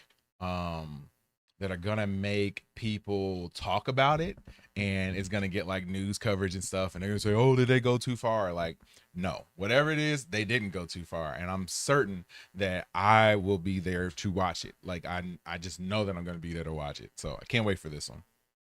Wanting to see Spider-Man and Avengers Doomsday. That's how insanely excited I am for this. I almost don't want to watch any more trailers. I can't have any more jokes for this. See, same thing, man. Like, I don't want to watch all the next trailer for this because I feel like it's going to spoil some of the jokes. But it's really like that with comedy movies because you do have individual jokes. Like, it's one thing in a trailer that you watch that's a drama or action movie and they spoil some of the action beats, or they give you a little snippet of a part that is filled with action. But I feel like in a movie that's a comedy, you only have so many jokes you can get off. And if they start burning through those jokes in the trailer and you go there and you already know the jokes, like, then it's not going to be anywhere near as entertaining. So yeah, I might have to be like him and not watch that next trailer, just so I'm not spoiled of anything that they talk about in there. Movie ruined, because I know once they reveal more trailers, more things, they're gonna give away the best jokes and gags. But I throw it off to you guys. What did you think of all these Easter eggs, references, things you liked, things you hope to see, anything, everything? Be sure to like, subscribe, follow me to 3C Films. All right, yes, 3C Films, man. Thank you guys for that recap. Truly appreciate that. And yeah, that was our recap breakdown watch through of everything that was referenced in the Scary Movie 6 trailer. So yeah, that was fun, man. Can't wait to watch that movie. Can't wait. All right, next up we have Euphoria, and it is the season 3 trailer for Euphoria. Now, Katie is going to come and join me for this one and the trailer for The Boys. So let me scoot over a little bit in preparation of her arrival. In the meantime, Maddie is here. Come here, Maddie. Come here. Stand up, say hi. This is Maddie right here. Oh my God. My name's Mac and I'm also here. Jeez, our big oaf back there. That's Mac. But yeah, this is Maddie. Look at her on stream. Oh, Matt. This is Maddie girl. Even cuter, your little feet at the I know. desk. They're just make her wave. Yep. Say hi, Maddie. Maddie. Hi, baby girl. Who's a good girl? It's like, I am also a good boy. If anybody cares to see me, I'm also a bowl in a cheddar shop and gonna knock everything over. Yeah. All right, so yeah. Value be down the toilet. Katie's gonna come over and join us for the Euphoria trailer. With all the snackies too, all the Kit Kats, which are gross. Okay, first off, he's saying I have all the snacks. I brought over like got 4 a bucket. Kit Kats. He's got a full bucket. But they're all the same thing. They're all the same thing. Okay, and mine are all the same thing. I have like 4 mini Kit Kats. Your water is cold, so I'm gonna take it and give you mine that isn't as cold because I know you don't really care, but I do. I mean, I don't, but rude. All right. Hi guys. So yes, I'm Katie is still alive. joining us for Euphoria trailer, and then we're gonna do the Boys season 5 Who's trailer. here? We got Patrick is Ryan, here. Michael, KR, Patrick. Yep. Hi, friends. Yes. But yeah, so how are you first off? Good? I'm pretty good. Okay. This man was a sweet pea and gave me like this spa treatment earlier today for the first time ever, and it was much appreciated and valued and loved. And yeah, he hates feet. I got my feet done. This was all his idea. Yep. He did a face scrub and lotion and all this stuff just spontaneously. Yep. So And now I need it because I got like a pimple here, and I got one. that's Dale. here. Who's that one? Earl. I thought His name is Earl. I thought it was Fergus. No, it was like Dale and Dale 2, remember? Oh yeah. Yeah. Yeah. KR said, Patrick said, I finally let you out the basement. I know. I know. I'm wearing so much blush. I'm so pale. I've just been stuck down there. No sunlight. Awful. KR says, am I the only one who keeps Kit Kats in the fridge? I've never tried that. I could see that being good. Also, I tried a new coffee shop the other day, and because I like to support like the small business coffee shops, because why not? And the guy there, I rolled up and he's like, here's our menu. It was like a paper menu. I was like, okay, you're cute. And the business, not him, but whatever, you know what I mean. So anyway, he was like, well, what do you like? And he was like, hot or iced? And I was like, iced. And so he's like, well, what's your favorite candy? And I was like, a Kit Kat. And he's like, I can make you something that tastes like a Kit Kat. And I was like, okay. And this dude, I don't know how he managed to make something taste entirely like a Kit Kat, but have it just be liquid coffee. But he did it. It wasn't even on the menu. He just whipped this up. I was like, I'll be back. I know you had told me about it, but I didn't know how it actually turned out. So it was good. No, it was phenomenal. Like for him, it's like, you know how like a bartender can whip up crazy drinks that are really good? Well, a barista can too. And this guy, mad skills. Like, I'm telling you, he didn't have anything on the menu talking about like candy or anything that was already this concoction. He just was like, I can make you something that tastes like a Kit Kat, and whipped it up. Yeah. So next time I roll in, I'm going to come up with a different candy and see if he can do it again. Okay. And you got to let me try it. Anyway, but I love Kit Kats. I haven't tried it in the fridge, but the coffee that tasted like a Kit Kat was cold, and that was awesome. So I will now be putting these in the fridge. Thank you, KR. As always, for having the same palate as me. Patrick is giving me beauty tips right now. He told me to use toothpaste, which I told you about. He used toothpaste. I've never in my life used toothpaste, but he put some on, and I was like, okay. She also gave me some acne cream that I used. It's for whatever reason, I'm going through puberty finally. Finally, guys, finally. He's going through reverse puberty. He's going to be on here next time like, it's me, JD. Right. It's me, Pimple Face. Hi, guys. How's it going? Sound like Mickey Mouse. I'm JD, but this is George and Henry. No, it's Larry, Curly, Moe. Dale and Dale, too, remember? Yeah. They're all Dales. I'm just saying next time. So, that's not what you guys are here for. You guys are here to discuss Euphoria. I think I've missed them because I've talked to. You mean like me? You don't talk to me? To you, but I'm talking to them also. Oh, okay. Because it's just random stuff. Like we talk about favorite candy. I got a buddy shaped Kit Kat stuff. Somehow he came out beheaded. Oh, no. Poor guy. You know, guess that was the debate. I was going to say you were going to eat him anyway. But Euphoria season 3 just had their trailer drop, and I don't know if you guys have seen Euphoria before, but it is the most hot mess, train wreck, well acted, drama filled show that I've ever seen. Yeah, it's it's very intense. It's often graphic in every sense of the word. Yeah. Your grandmother, do not watch with your postal worker. Do not watch with your children. Yeah, it's not one of those shows where somebody like in our house we have a giant window in our living room and I have a giant TV mounted on the wall. So it's not one of those shows that you want to be watching with the curtains open because man, somebody walking by might see some real crazy stuff. Real crazy stuff. But it's a great show. Great show. Yes. KR says Bad Decisions the series. Yes. Like pretty much. Pretty much. Like it's a train wreck that you can't stop watching. Like I love it. I don't think that we'd be able to stream it even with the little stuff on the bottom, like the way we blur it out. I don't think we could do it, man. I've seen a lot. Yeah, I don't think we could do it. My little innocent eyes are scarred. Okay. Patrick said you sound far away. I had just adjusted the sound, so maybe I messed it up.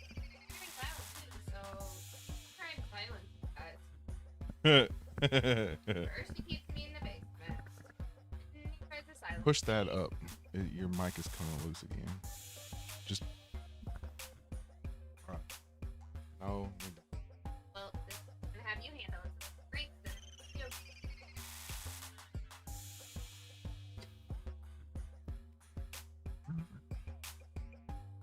Harry put the lotion on. And so he's just priming me for something. Oh God. I'm gonna be like that bunny, the little Kit Kat bunny in a little bit. Yeah, you had it turned off. I had it turned off. Yep, it was you. I didn't touch it. Yeah, you did. It was you. He invited me on here and then didn't want me to speak. All right. Whatever. Since she can't own up to her own mistakes, we're just gonna go ahead and go on. Anyway, Euphoria season 3. Now this trailer, we react to it. I can't wait till Katie sees the thumbnail that I came up with for this. Oh man, I hope YouTube doesn't ban or give me a strike just for the thumbnail that I made. But you guys will see it later on in the week. I think I got this one coming out on Thursday or Friday. So Euphoria, the one thing I'll say that's phenomenal about it is the acting. I mean, it is off the charts. You have 4 incredible big name actors now, young people, but huge names. So I mean, Jacob, he was just in, you say it. Frankenstein. Well, yes, and what's the other one he's in? I don't know. Oh, Wuthering Heights. Wuthering Heights. That's what I was gonna let you say it. No, one of our most viewed trailer reactions of the year, Wuthering Heights, which I knew it was gonna be because like we had fun doing that one. That was fun. Yep. That was fun, but all the wuthering. I've never said that word in my life, but whatever. Yeah, he's been the dirtiest look ever. He's been in like a little what? When I was talking about the thumbnail, I know he gave me a dirty look. He deserved that. Yeah, no, he was in like a lot of little chick stuff, you know, like chick flick movies, but then he went to this and then he went to like big shows. So he is amazing. He's one of my favorites. Zendaya obviously is phenomenal in everything she does. Who she just married Tom, so congrats Tom and Zendaya. Yes, if you're from Watch Stuff With Us. Thank you guys. I know you watch all the time. I missed the invite, but it's okay. And yeah, then you got the other two. You got the one I forgot her name, but she's in House of the Dragon. She's doing great in that. My gosh. Mm-hmm. And then what's her fanny? Sydney Sweeney. Sydney Sweeney. Literally, what's her fanny? Sydney Sweeney's just out there living her best life, doing stuff. Yep. Yeah, as you'll see in this trailer too. Here comes dirty look number 2. All right, let me switch my screen before she murders me. Unalives me, I should say. All right. So here we go. Is Zendaya out now from the show? No, she's in the show. Yeah, she's still in it. She's still like main chica. Why did I just decide to eat it right now? Oh, I don't know. What's that like? Every time I try to eat something, you're always like, "Oh, this is Watch Stuff With Us. I'm JD," and I'm like, "Katie." All right, I'm good now. This one is done by Media Breakdown, another channel that I like. and they just talk about the trailer and give some theories on some of the things that are going on in it. So like I said, I can't really watch the trailers on here because they get us popped off, but obviously this is working, so I'm happy. But anyway, check out Euphoria season 3. Go back and watch the other seasons alone or with somebody that you are cool with watching very inappropriate things with. They're heavy. Like they're twisted and they're heavy. So don't expect it to be lighthearted and something to breeze through. No. There are some funny moments, but the heavier It's moments few are and far there. between. The graphic moments are almost always there. It's the ultimate drama in like the most teenage. Yeah, and they're supposed to be messed up teenage. way. And they're supposed to be like high school Oh kids. yeah, no. My Like, high school experience was nothing like this. when I saw the first episode, the first thing I did after I finished was message one of my guys. And I was like, bro, have you seen the first episode of Euphoria? Yes. Is high school really like that nowadays? Like, I asked him, like, is high school like that for kids nowadays? Because I have a daughter who's 17, junior in high school. And I'm like, if her high school experience is like this, I'm going to homeschool her for her last year and a half. I never went to a high school party because I was in the band, so therefore that kind of made me lame. But yeah, I wasn't one of the cool cats, so I never went. But I have a very strong feeling it was nothing like this at all. At all. This is like beyond extreme. Yeah, it's Where crazy. are their parents? Right. Go watch it. Well, we know where some of their parents are, but go watch it. Go watch it. But anyway, we're gonna do Also, the season rest in 3. peace to my favorite character of the show and favorite actor. Eric Dane. Yeah. Yeah. Rest in peace, Eric Dane. No, Great. my other second one. Oh, Angus Cloud. Angus Cloud, yeah, but Yeah. Eric too. Gosh, I forgot him also. Yep, I love them both. Okay, my two favorites, even though Eric's was creepy as heck. Yeah, great actor. Creepy role in here. Anyway. After years of anticipation, the Season 3 trailer of Euphoria finally arrives, and it makes one thing painfully clear. This is no longer a high school story. The trailer signals a bold reinvention of the series, shifting its focus from teenage chaos to adult consequences. With a confirmed time jump, darker visual language. Yeah, this one takes place 3 years after the end of season 2. Even so though they have they're all out of looked high school. the exact same Right. every season. Right. Because they've been in their 20s every Right. season. But Right. It's fine. We'll imagine. Patrick says, is the TV show an exaggeration take from real life? Oh, it's beyond Yes, that. it's like if you could imagine all the crazy bad things you could possibly do in high school and like magnify them times like 10, that's probably, I mean, maybe this is like what high school is like for someone out there, but like it is not the common experience for high school. Yeah, sure. Okay. Sorry, I had to check what words I can say. Yeah, it's like No, don't say either of them, but you can allude to them. it's a lot of rated R stuff. Yeah. And PG-13 and R. It's substance. Not PG-13. It's a lot of R-rated stuff. Mostly R. But a lot of substance abuse. Substance abuse, and this is with kids apparently. Mm-hmm. A lot high of school kids. intercourse stuff.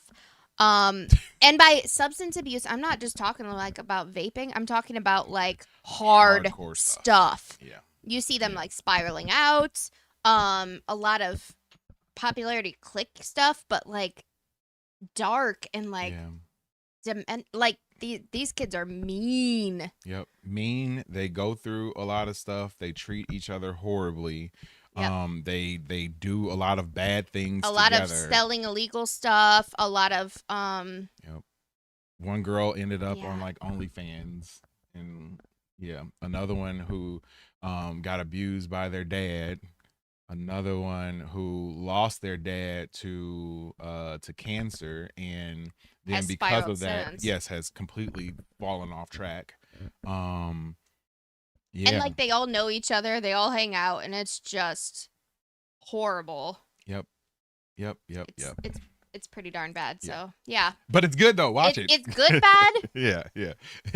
And it's not even like entertaining. It's like you watch it and it is entertaining, just entertaining in a different way. I will say though, the way it's filmed, like the production quality is amazing. The music, the soundtrack is amazing. Very good. And their acting is beyond great. It's really, really good. So I'd say at least check out the first couple episodes of season 1.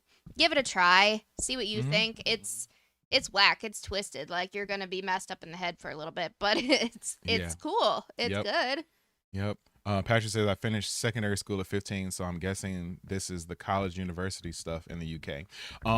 Whatever the worst possible college stuff could be, yes. Secondary school, is that high school? Yeah. At 15. Yeah. Dude, are you like a genius? Right. Are you like one of those that went to college at like 15 or 16? Like, that's insane. I started high school at 15. I started year 9 at 15. So in fractured versions of characters we once knew, Euphoria Season 3 looks poised to be the show's most unsettling chapter yet. This breakdown unpacks the trailer scene by scene, exploring what it reveals about Rue. Jules is looking rough. Jules is looking a little, yeah. She been in some places. Rough. Well, I mean, yeah, she Rue has. also looking. Yeah. Rue looks like Rue, but Jules is looking rough. Oh, July, baby. Okay. I get it. Delayed, or it started early. But still, finished at 15?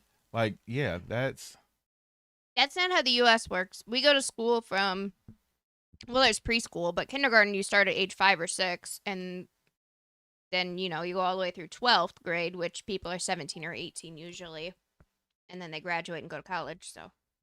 And secondary school is 11 through 16. Okay, so it's like junior high. I was wondering if that was like second school. Okay, junior high. So, yeah, that's 13 and 14 here. Sometimes 12, 13, so 14. yeah, what would high school be there? Or apparently what is it called? 17, 18 or something. Okay. Primary? No, yeah, primary would be elementary, I think. Yeah. Nate, Jules, Patrick's still a mad Maddie, genius, I feel. Lexi, and the overarching themes driving this new era. The most important revelation comes almost immediately. Season 3 takes place roughly 5 years after Season 2. The familiar hallways of East Highland High are gone, replaced by adult spaces, cheap apartments, foreign streets, Hollywood offices, and dimly lit rooms that feel more dangerous than nostalgic. This jump fundamentally changes the show's DNA. Where earlier seasons examined identity through adolescence, Season 3 explores what happens when trauma follows you into adulthood. These characters are no longer protected by youth or excuses. Every decision now has permanent consequences. That will be cool to see them kind of transition into adulthood. That's not a point that I had thought of before, but yeah, doing all of these crazy things at an early age would have an effect. Like, I mean, obviously they're continuing those crazy things as adults too, but now it's like you have to figure out how to survive. Right. Now you don't have the excuse of being young anymore. Like you don't get those extra chances. So yeah, that's an interesting You don't have way the of thinking routine about of school to keep you in line. You don't have your parents possibly. Right. Yeah, that's a totally different way of thinking about it. I like that. The trailer's pacing reflects this shift. Shots linger longer. Silence replaces chaos. The mood feels heavier, slower, and more deliberate, suggesting that Season 3 will be less about explosive drama and more about emotional aftermath. At the emotional center remains Rue Bennett, portrayed by Zendaya. But this is not the Rue we left behind. The trailer places Rue outside the U.S., strongly hinting at Mexico, immediately raising questions. Is she hiding? Has she fled? Yeah, 100% Rue is on the run from someone. She ended the last season doing some crazy stuff and ending up on the run. I mean, it kind of says who she's. I mean, you kind of can figure out who she's trying to run from. Because initially it was that lady. It was that lady that she had initially bought that stuff in the briefcase from. Yeah. And oh my God, like that was so crazy. Like she did all of this stuff to get these illegal substances and ended up just using the illegal substances herself. Like she was like a straight addict. Like just, I mean, you have all this stuff. You have all this stuff and you end up using it just for yourself. Like she wasn't even out there. She wasn't even out there trying to distribute it, which is what she was supposed to be doing. Nope. She was just ended such up an addict using that it she all just, herself. Like briefcase. Yes. Like crazy. Crazy, man. It was nuts. Crazy. Just totally strung out. Crazy. And she's a very frustrating character on this show. she is someone that you want to root for, but she's she also just doesn't get it together. She doesn't get it together, and she's not a good I person. was gonna say she's a bad person too. Yeah. Like it's tough when you watch a show like this because you want to have a person that you kind of root for, but there aren't many characters in this show that you like really want to root for. Like I feel like My boy, but I mean, but he did a bunch of horrible stuff too. His heart was like his heart was good. He was His heart trying to gold. survive. Is why he was doing what he was doing, because he had like his little brother living with him, and they didn't. I don't think they had parents. Like he was trying his best. No. Angus Cloud, my goodness, he was phenomenal on this and in real life, and I'm still sad about that loss. Truly. Yeah. But no, I feel like he was the only one that had a heart in the whole show. So Yeah, and like I said, he had heart, but he did a whole bunch of bad stuff too. Patrick, to answer your question, She already has once. She already has? No, twice. Yep. Because she did it once before the show started, and that's how the show started.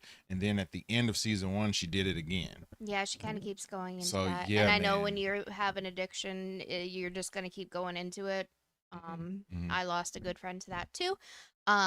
Just he couldn't get away from it. Just pulls you back in, and you love the feeling of it. And yeah, it's an addiction. I mean, I love coffee, so I love Red Bull. Found a new one today. Got a new fix today. you're welcome. All right, this is my jailer. Technically, I'm your fix. You love me. Yes, that's true. That's true. Only Me? slightly addicted. Red Bull.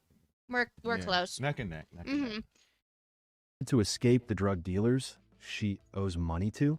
Or is she running from herself? Her voiceover is quieter than before, less sarcastic, more reflective. She speaks about life, faith, and regret. This suggests Rue's arc may pivot away from pure addiction survival and toward existential reckoning. She isn't just trying to stay sober anymore. She's trying to understand whether redemption is even possible. Visually, Rue is often shown alone. Wide shots isolate her against empty landscapes, reinforcing the idea that adulthood hasn't freed her. It's made her loneliness more pronounced. Can I just Season say, 3. what is she wearing half the time? I don't know, man. Like, she always wears the craziest clothes in this show. Yeah. Like, she just went to Goodwill and grabbed the first 3 things she saw. Right. Came into the store, grabbed things, and then wear. I just had to think say that Like, just. it's funny. It's not even like she tries. She just grabs whatever. I think that just goes to show her mental state and I her guess sort of it's like good that she well-being. found clothes. I mean, she, Right. But I mean, I think it just shows her mental state and her well-being, and that isn't what matters to her. Like, but not in a good way. Like, there's some people who don't really care about what they look like, but I feel like she doesn't care what she looks like because she's focused on all the wrong things. Yeah, and she cares about those things much more than she cares about everything else. you could be right. Hence why she doesn't take care of her hygiene either. Yes. He appears to She looks frame like she Rue stinks. as someone haunted not by temptation, but by memory. The trailer's most That is shocking accurate. moments revolve around Cassie Howard and Nate Jacobs. Oh, Cassie. Cassie, now an adult, is portrayed as an online content creator. Yep, Cassie is in OnlyFans, or whatever the show equivalent of OnlyFans is. If you had to guess her character's arc while watching the show, you would think that this is how she would turn out. Like, Oh yeah, this 100%. is what she would do. This is kind of how she started too. But like it's weird though, because Nate is so controlling of her that like, oh, he doesn't know. I forgot they explained that in the trailer, because he like walks in on her like all posed up on a bed.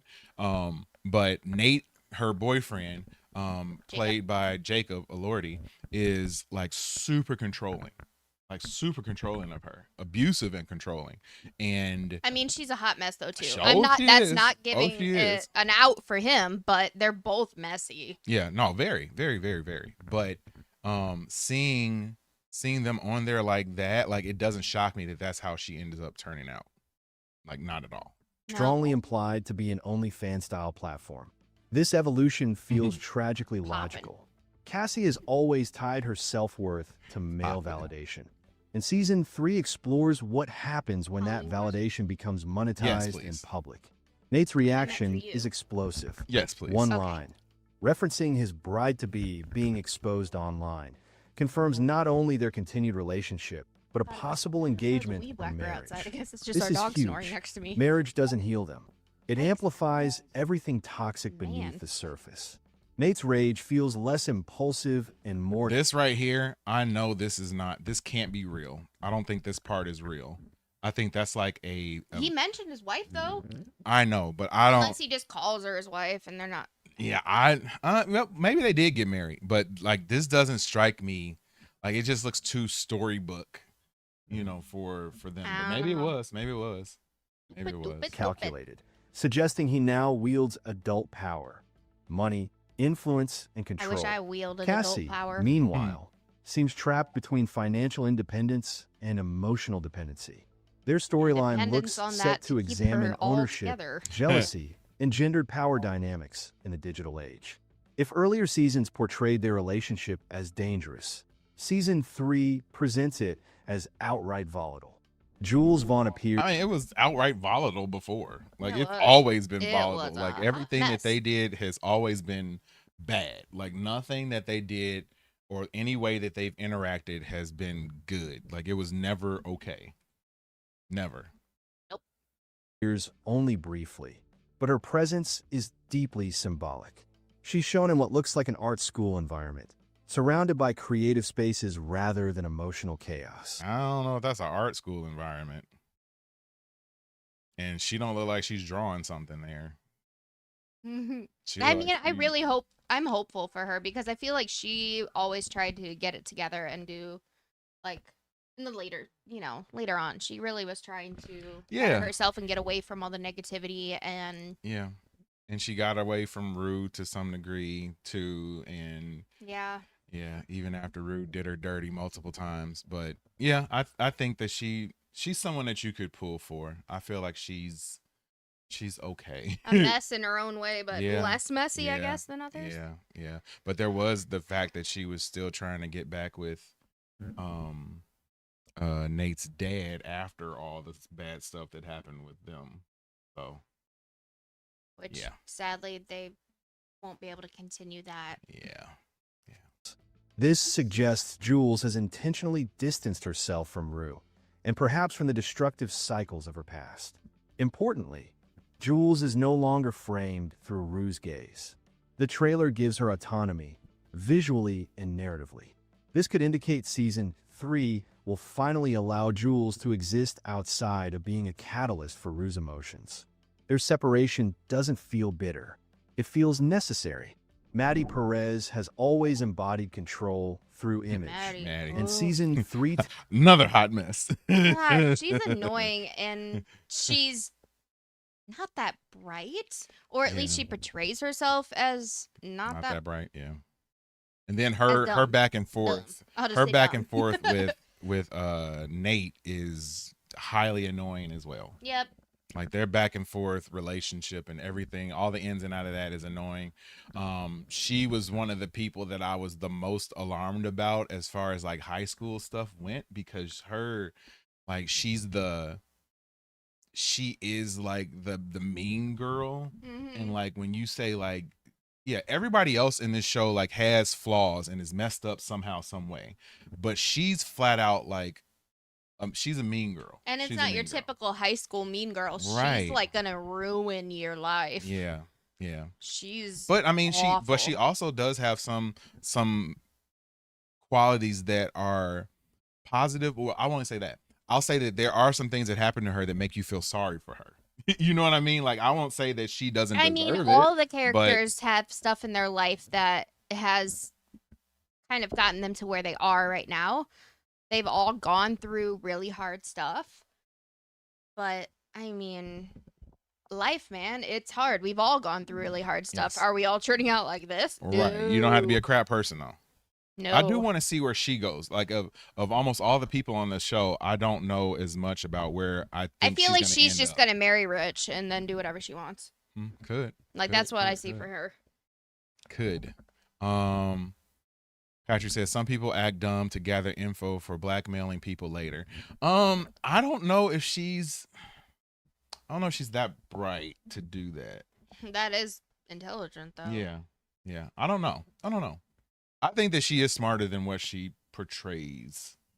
So. Yeah, because she's seemed in other like episodes that she is really kind of smart, but she plays dumb. Yep, and she lowers herself to keep being with Nate. And they are all so attention seeking. Yes. That is like the whole moral of this thing. The whole Nate. Whole summary, I guess. Yeah, the whole Nate and Cassie and her like relationship dynamics are really, really, really. And then like bad. she and Cassie were like best friends, and then they're not best friends, and then both she with tries him. to get Nate, and like it's. Meanwhile, Rude's over in the corner, strung out again. Right, and then trying to and then Jules is trying to rescue Rue again, and Right. Jules got her own stuff. And then Nate loves Jules too. And like it's so much drama. So much drama. Takes that instinct into the professional world. The trailer places Maddie in Hollywood-adjacent spaces, possibly working with wealthy clients or in entertainment. She looks polished, confident, and composed. Yeah, I don't know if she's like, I could see her running some sort of like club or something like that. I was thinking brothel. Yeah, like she looks like she's like ready nightclub to run a owner, strip club owner, or you know, manager or something like that. Like I could see her doing something like that. Yeah, I can see that. A polished one. I can see that. But also guarded. This version of Maddie feels like someone who has learned to weaponize charm as survival. Her arc may explore whether success equals safety, or if emotional scars still dictate her choices. Notably, Nate. Look at Harley Quinn. She is really smart, even when she's crazy. That's true. But like Harley Quinn is very sharp. Like Maddie isn't that. Maddie isn't that. Like Maddie isn't that. Cassie isn't that. She's just, just not a nice person. Like just a bad person. Yeah, vicious. That's a good word for it. Vicious.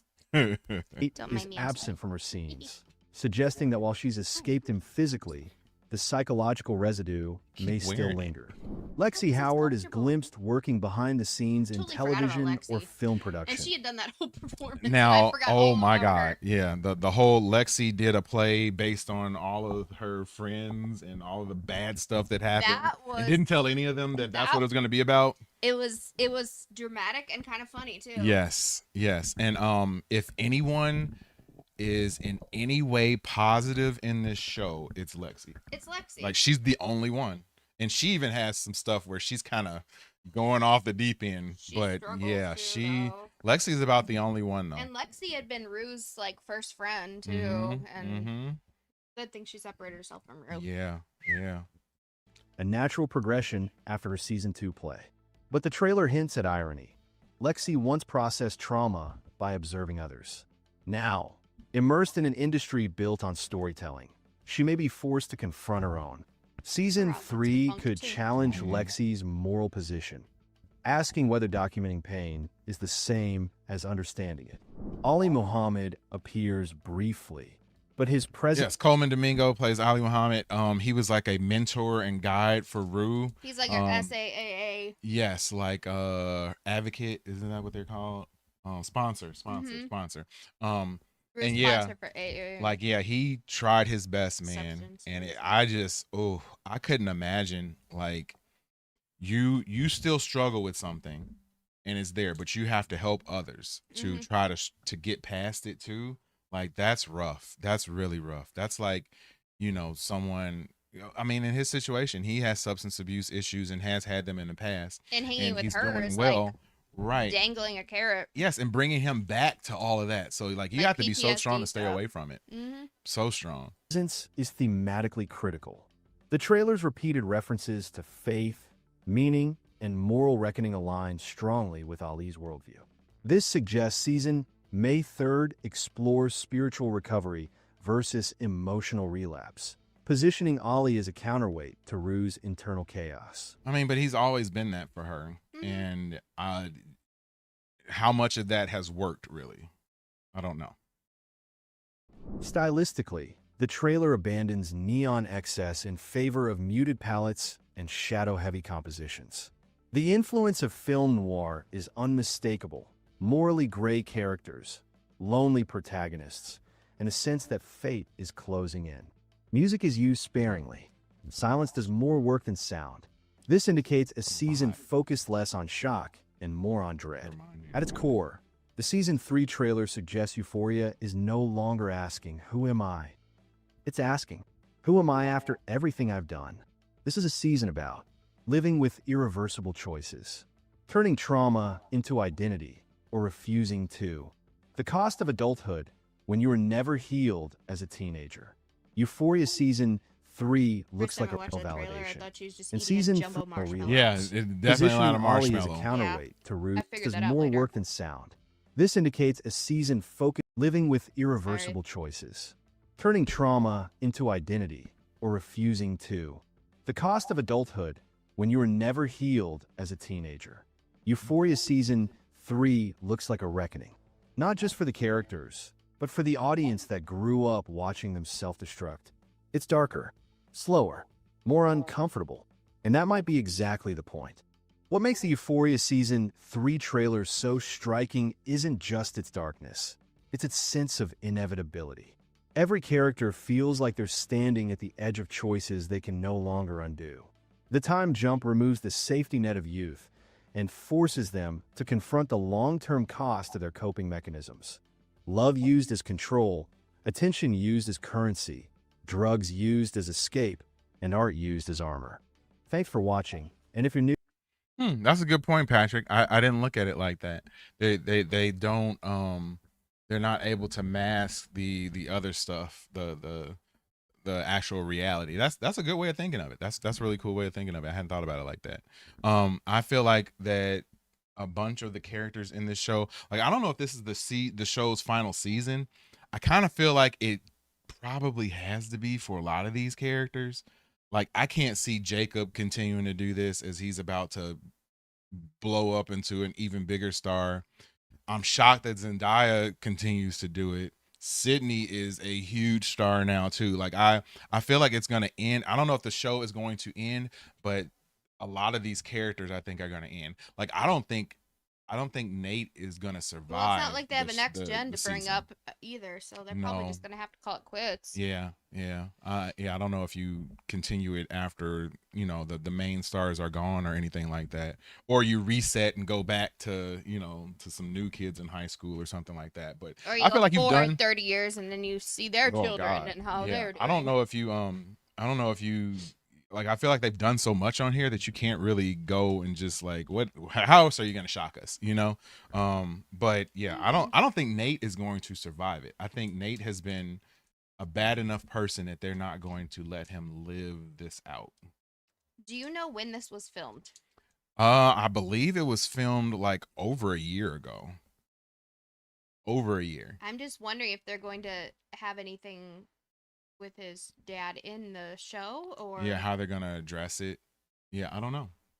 Good because question. if filming was already done and Eric was still, because Eric I'm pretty only had sure his- filming was done. Eric only battled his illness for like a year, I think. So And I'm pretty sure Eric appears in the show. I'm pretty sure he does. that's what I'm thinking. If they filmed Yeah. long enough ago, I'm he could pretty have sure been he at least does. in the first few episodes. Yeah, Maybe. I'm pretty sure he does. So Hmm. interesting. We'll see. But yeah, great show. Highly, highly, highly recommend anyone to go check out Euphoria before we get into season 3. Probably won't be watching on stream though. No. All right, let's do the last one, which is The Boys season 5. Now this breakdown is it's only 12 minutes. Okay. And this is from Heavy Spoilers. From Heavy Spoilers, I should say. And yes, The Boys season 5.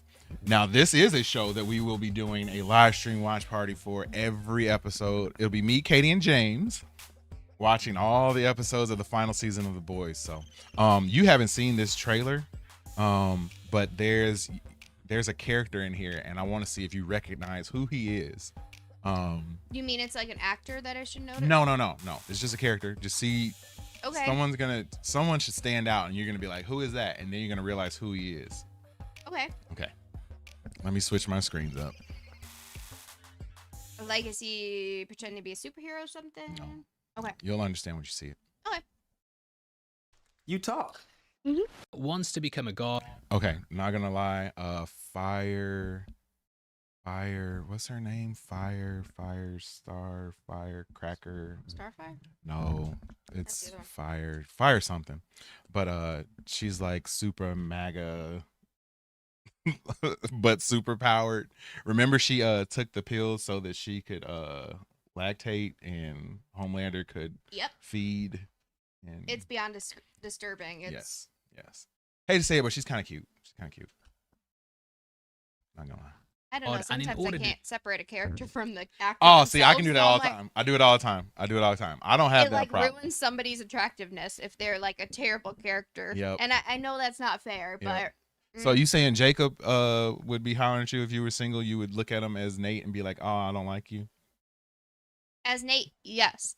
As Frankenstein's monster, nope, I'm there for that. Wuthering Heights, definitely there for it. He redeemed himself by doing way more than one show. To do that, he needs to go back to the original video. Yeah, she can talk. I don't even remember when that happened. I can't remember her name. I'm not gonna do this where I just forget everyone's name. So I remember when she talked.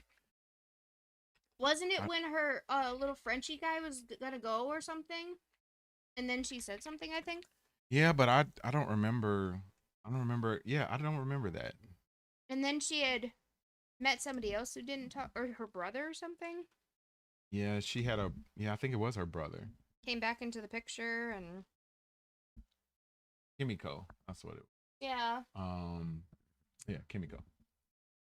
Yeah, she talks now. Of Compound V, V1, which basically allowed soups to live forever. Yeah, I was gonna. There's lots of religious imagery throughout the trailer that we'll get into in just a bit. But Butcher is basically back with the gang, and ready to take out all the soup. Yes, he's from Jensen Ackles is from Supernatural. Yes, and plays Soldier Boy. Mm-hmm. Yep. And he was at C2E2 the year that we went, and I think he might be there this year too. I didn't get to see him. I saw Soups worldwide. Now the last trailer. And you said that you like who? You're obsessed with who? Carl Urban? Butcher? Yeah. Okay. I like the Butcher character. I mean, the guy, he's whoop too, but he's got like that Wolverine vibe. But no, like Butcher's cool. I like Butcher. I don't like Butcher's character. I do.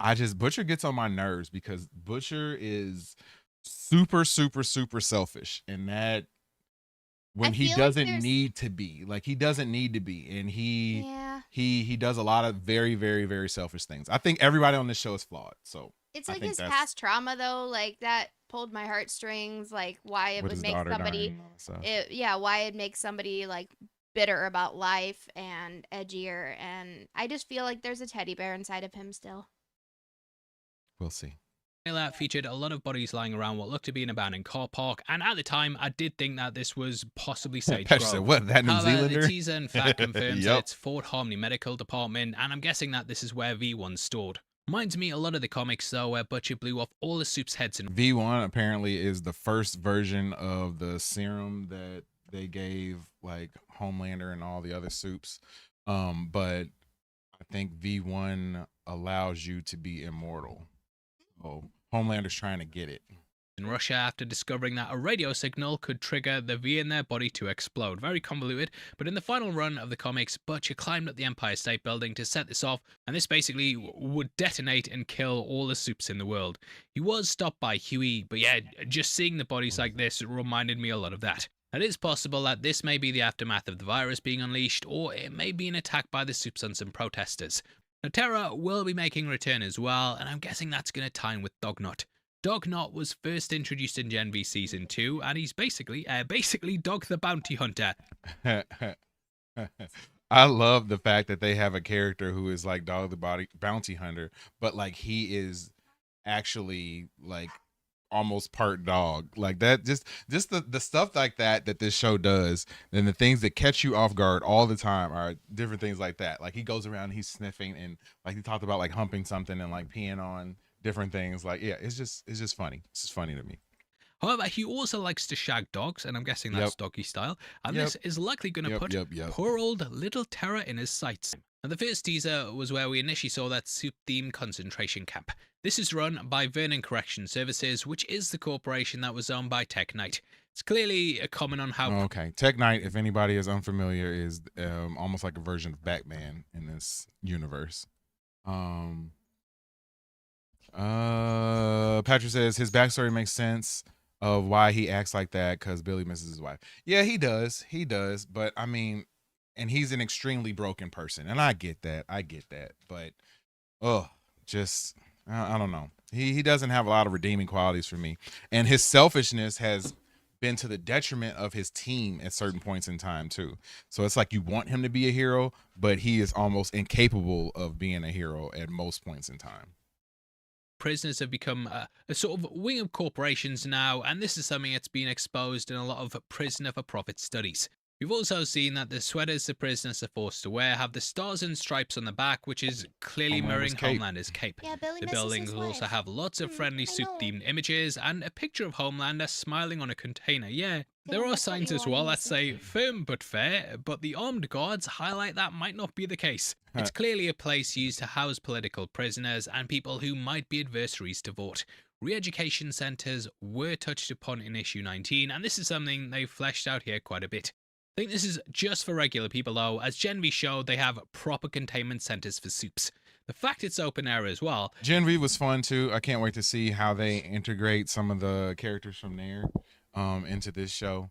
You need to finish watching Gen V just so you can be more ready for this too. Gen V is like, it's like next level yikes. Like it's, I don't know. That girl that can grow and shrink, the things she can do and has done just make me want to stop watching personally. You need but to see the new season. yeah, I heard you guys watching it and like reacting in here. You're like, ah! So I was like, oh no. Patrick says Tech Knight a meteor in the comic. So okay, Tech Knight is He had a lot of stuff in the last season that he was involved in that was pretty interesting. Which one's Tech Knight? The one that's like Batman. And remember he had took Huey and yeah. It means that they're not worried when he was keeping about his, like, anyone basement. leaping out or flying away either. I mean, however, the meteor, that doesn't right? stop Like, Soups from entering it, and Starlight and A-Train have those are both been sexy. spotted in the teasers rushing through. The latter hints at a Days of Future Past inspired speedster. I love him. Just real quick, I don't like A-Train. Oh yeah, no. Just not a fan, man. Not a fan. But he's one of my favorite characters. Yes, Quicksilver is great. He's hilarious. Scene which I can't wait to see. Now though, A-Train is clearly aligned with the boys, and in case you didn't see Gen V Season 2, that ended with him joining the group. This was alongside Annie, so I'm guessing we'll get to see more of the characters from that show joining in the rescue. What I loved about the speedster shot as well is that he runs past a Turbo Rush advert, and there's also Homelander too. So it's kind of symbolically showing the two opposing sides. Now, I feel like the camp and rescue will happen in episode 1, and we'll then see the gang on the run. Segue, man. We have had the shots of the characters at what looks like a rec center, so I'm guessing they've dipped there and have turned it into a hiding place. Huey being reunited with Annie is also mirrored in Frenchie and Kimiko. I think it's after this escape. Frenchie is annoying to me too. Like, just some of the decisions that he makes are goofy to me. And the fact that he was willing to sort of push Kimiko away at the end of last season, that didn't sit well with me. He's got a good heart though too. He does. It's just man. I don't know. A-Train is too soft for me, man. A-Train's been through a lot. I understand that, but I don't know. I just don't feel like A-Train is trustworthy, and I don't feel like anything that he's done makes him redeemable. Like he's not believable in the stuff that he ends up doing that's trying to help. And I know that he's trying to be a good guy, so to speak now, but I don't know. Just don't like him as a character. That Butcher potentially asks if they want to have one more go, and that then leads into the rest of the season. Now, throughout the teasers, we've definitely had the feeling that they're not surviving this, and if you've read the comics, then you'll know the odds of them doing a Stranger Things are very, very low. Across the board, there's the theme of death. Stranger Things, where everybody survives. Yeah. That was one of the things I hated about the Stranger Things finale. I just didn't like that, man. Good show, great show, just did not like that ending where everybody just made it through. Like, not realistic enough. You gonna start reading And the that comic? both the There's 10 Soups and volumes. Boys are coming Oh, to an man. end. Now, if you 10 want to look volumes, that sounds like fantastic a for the lot. show, then why not check out our merch store right below the video? There we have lots of boys-inspired shirts that will help you celebrate the series in style. We also have lots of discounts on there too, and the more you buy, the more money you save. It also seems like anime. Black Noir is going to be pinning some stuff on the boys, as we have had a scene where Huey's tied to a chair and I gotta pause this while I remember the name of the show. Invincible. Oh yeah. he kills someone in front of him. That's If not you what look you at the wanted me to guard's see, though, name is it? badge, you can see the Vault logo, so I think he's been sent out to frame the gang for murder. Cool. Okay, and yeah, I can't wait to see that show too. With Soldier Boy and Stormfront. Stormfront is another one that I like too. Like, oh my god, yeah, it'll be fun to have her back. I liked her character and how vile and horrible she was, but it'll be fun to be able to watch that too. And I'm glad that we get more from the Boys universe. Did I mention that I like Butcher? Yes. Period. Yeah, he super old now. GD, what happened? And remember when he was in the other, well, the last season 4, he was like, his voice was still cracking and stuff, but it had started to change. Little baby had a So, glow like, up. yeah, My now gosh. he's like super old now. I like his hair. Yeah. So I think he's gonna play a huge role in this season too, just with the character that he is. I mean, he's old enough now to take on like bigger roles. Right. So yeah, I can't wait to see what ends up happening with His him. little red laser eyes. Yeah. Yes. Patrick says Black Noir is Homelander clone in the comic. Yes. Just burned severely, and that's why he ended up wearing that fit. Is that Ryan? Yes, it is. Like way old Ryan now. Either way, the teaser I'm Remember her hair falling out? Yes. It was so bad. She's insane. She's the most unstable in the whole show, I feel. Truly. Like, she needs help. With lots of different shots, and my favorite bit is probably the Manhandle podcast by the Deep and Black Noir. Black Noir obviously doesn't speak. Well, he can, but he's playing a character, so he just has a soundboard. And yeah, the Deep is just rattling off his wisdom. Around the room, we have lots of different posters, including Men Unite, Equality, Men Lives Matter, He Can Do It, and so on and so forth. Very clearly playing off the manosphere and just kind of going to be a big coming on that. In case you missed Gen V Season 2, we did see that they'd fled to an underground luxury bunker, which Stan had built just in case things went south with Fort.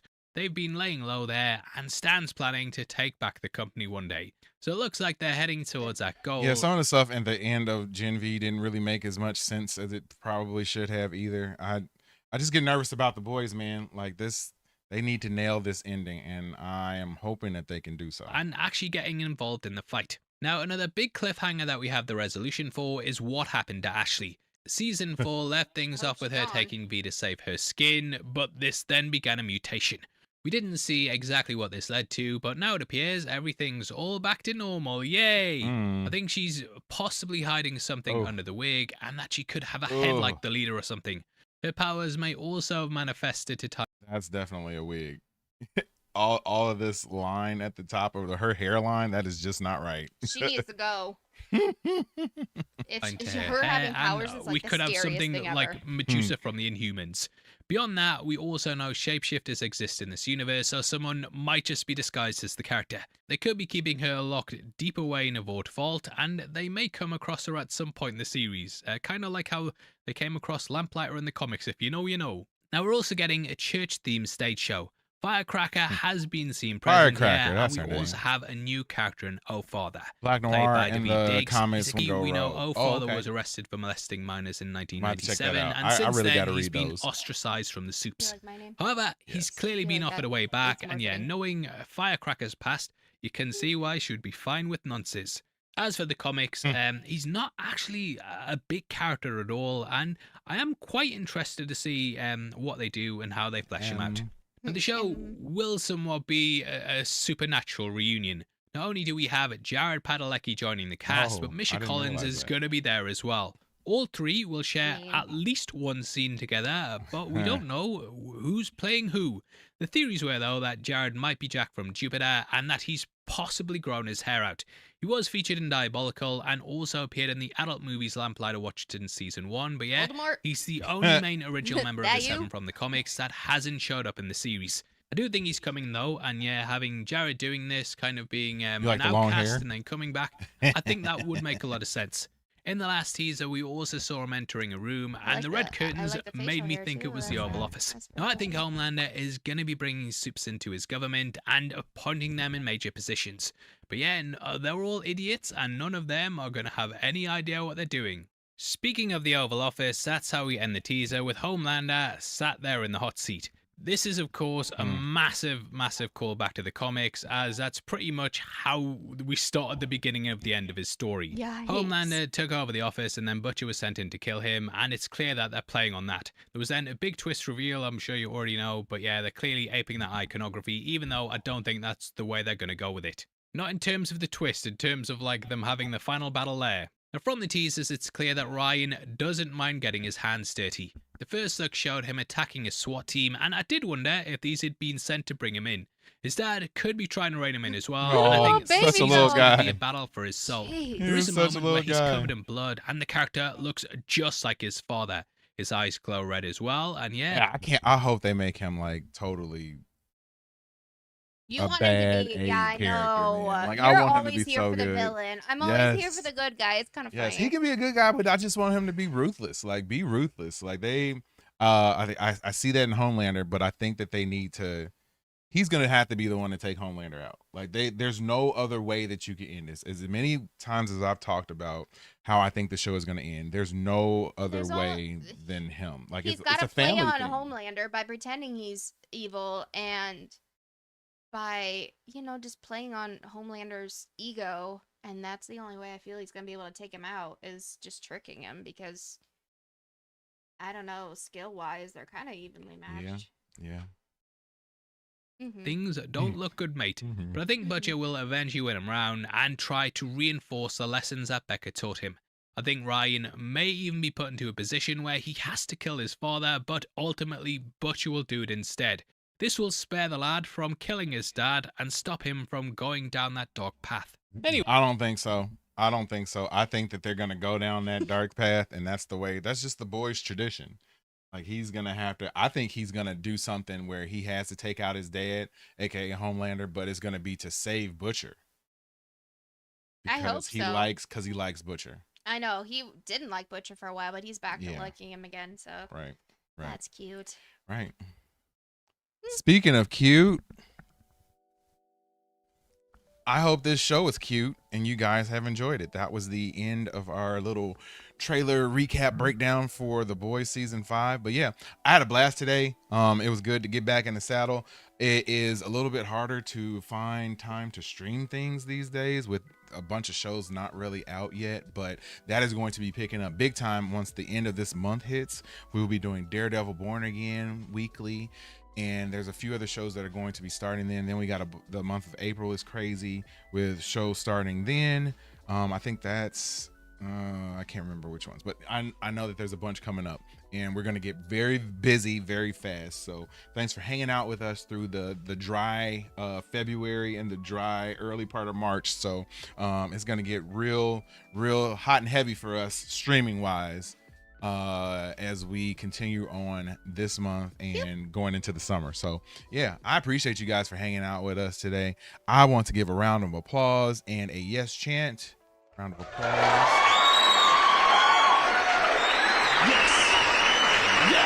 Yes chant. Patrick Wheeler. Mike. Rylan. KR.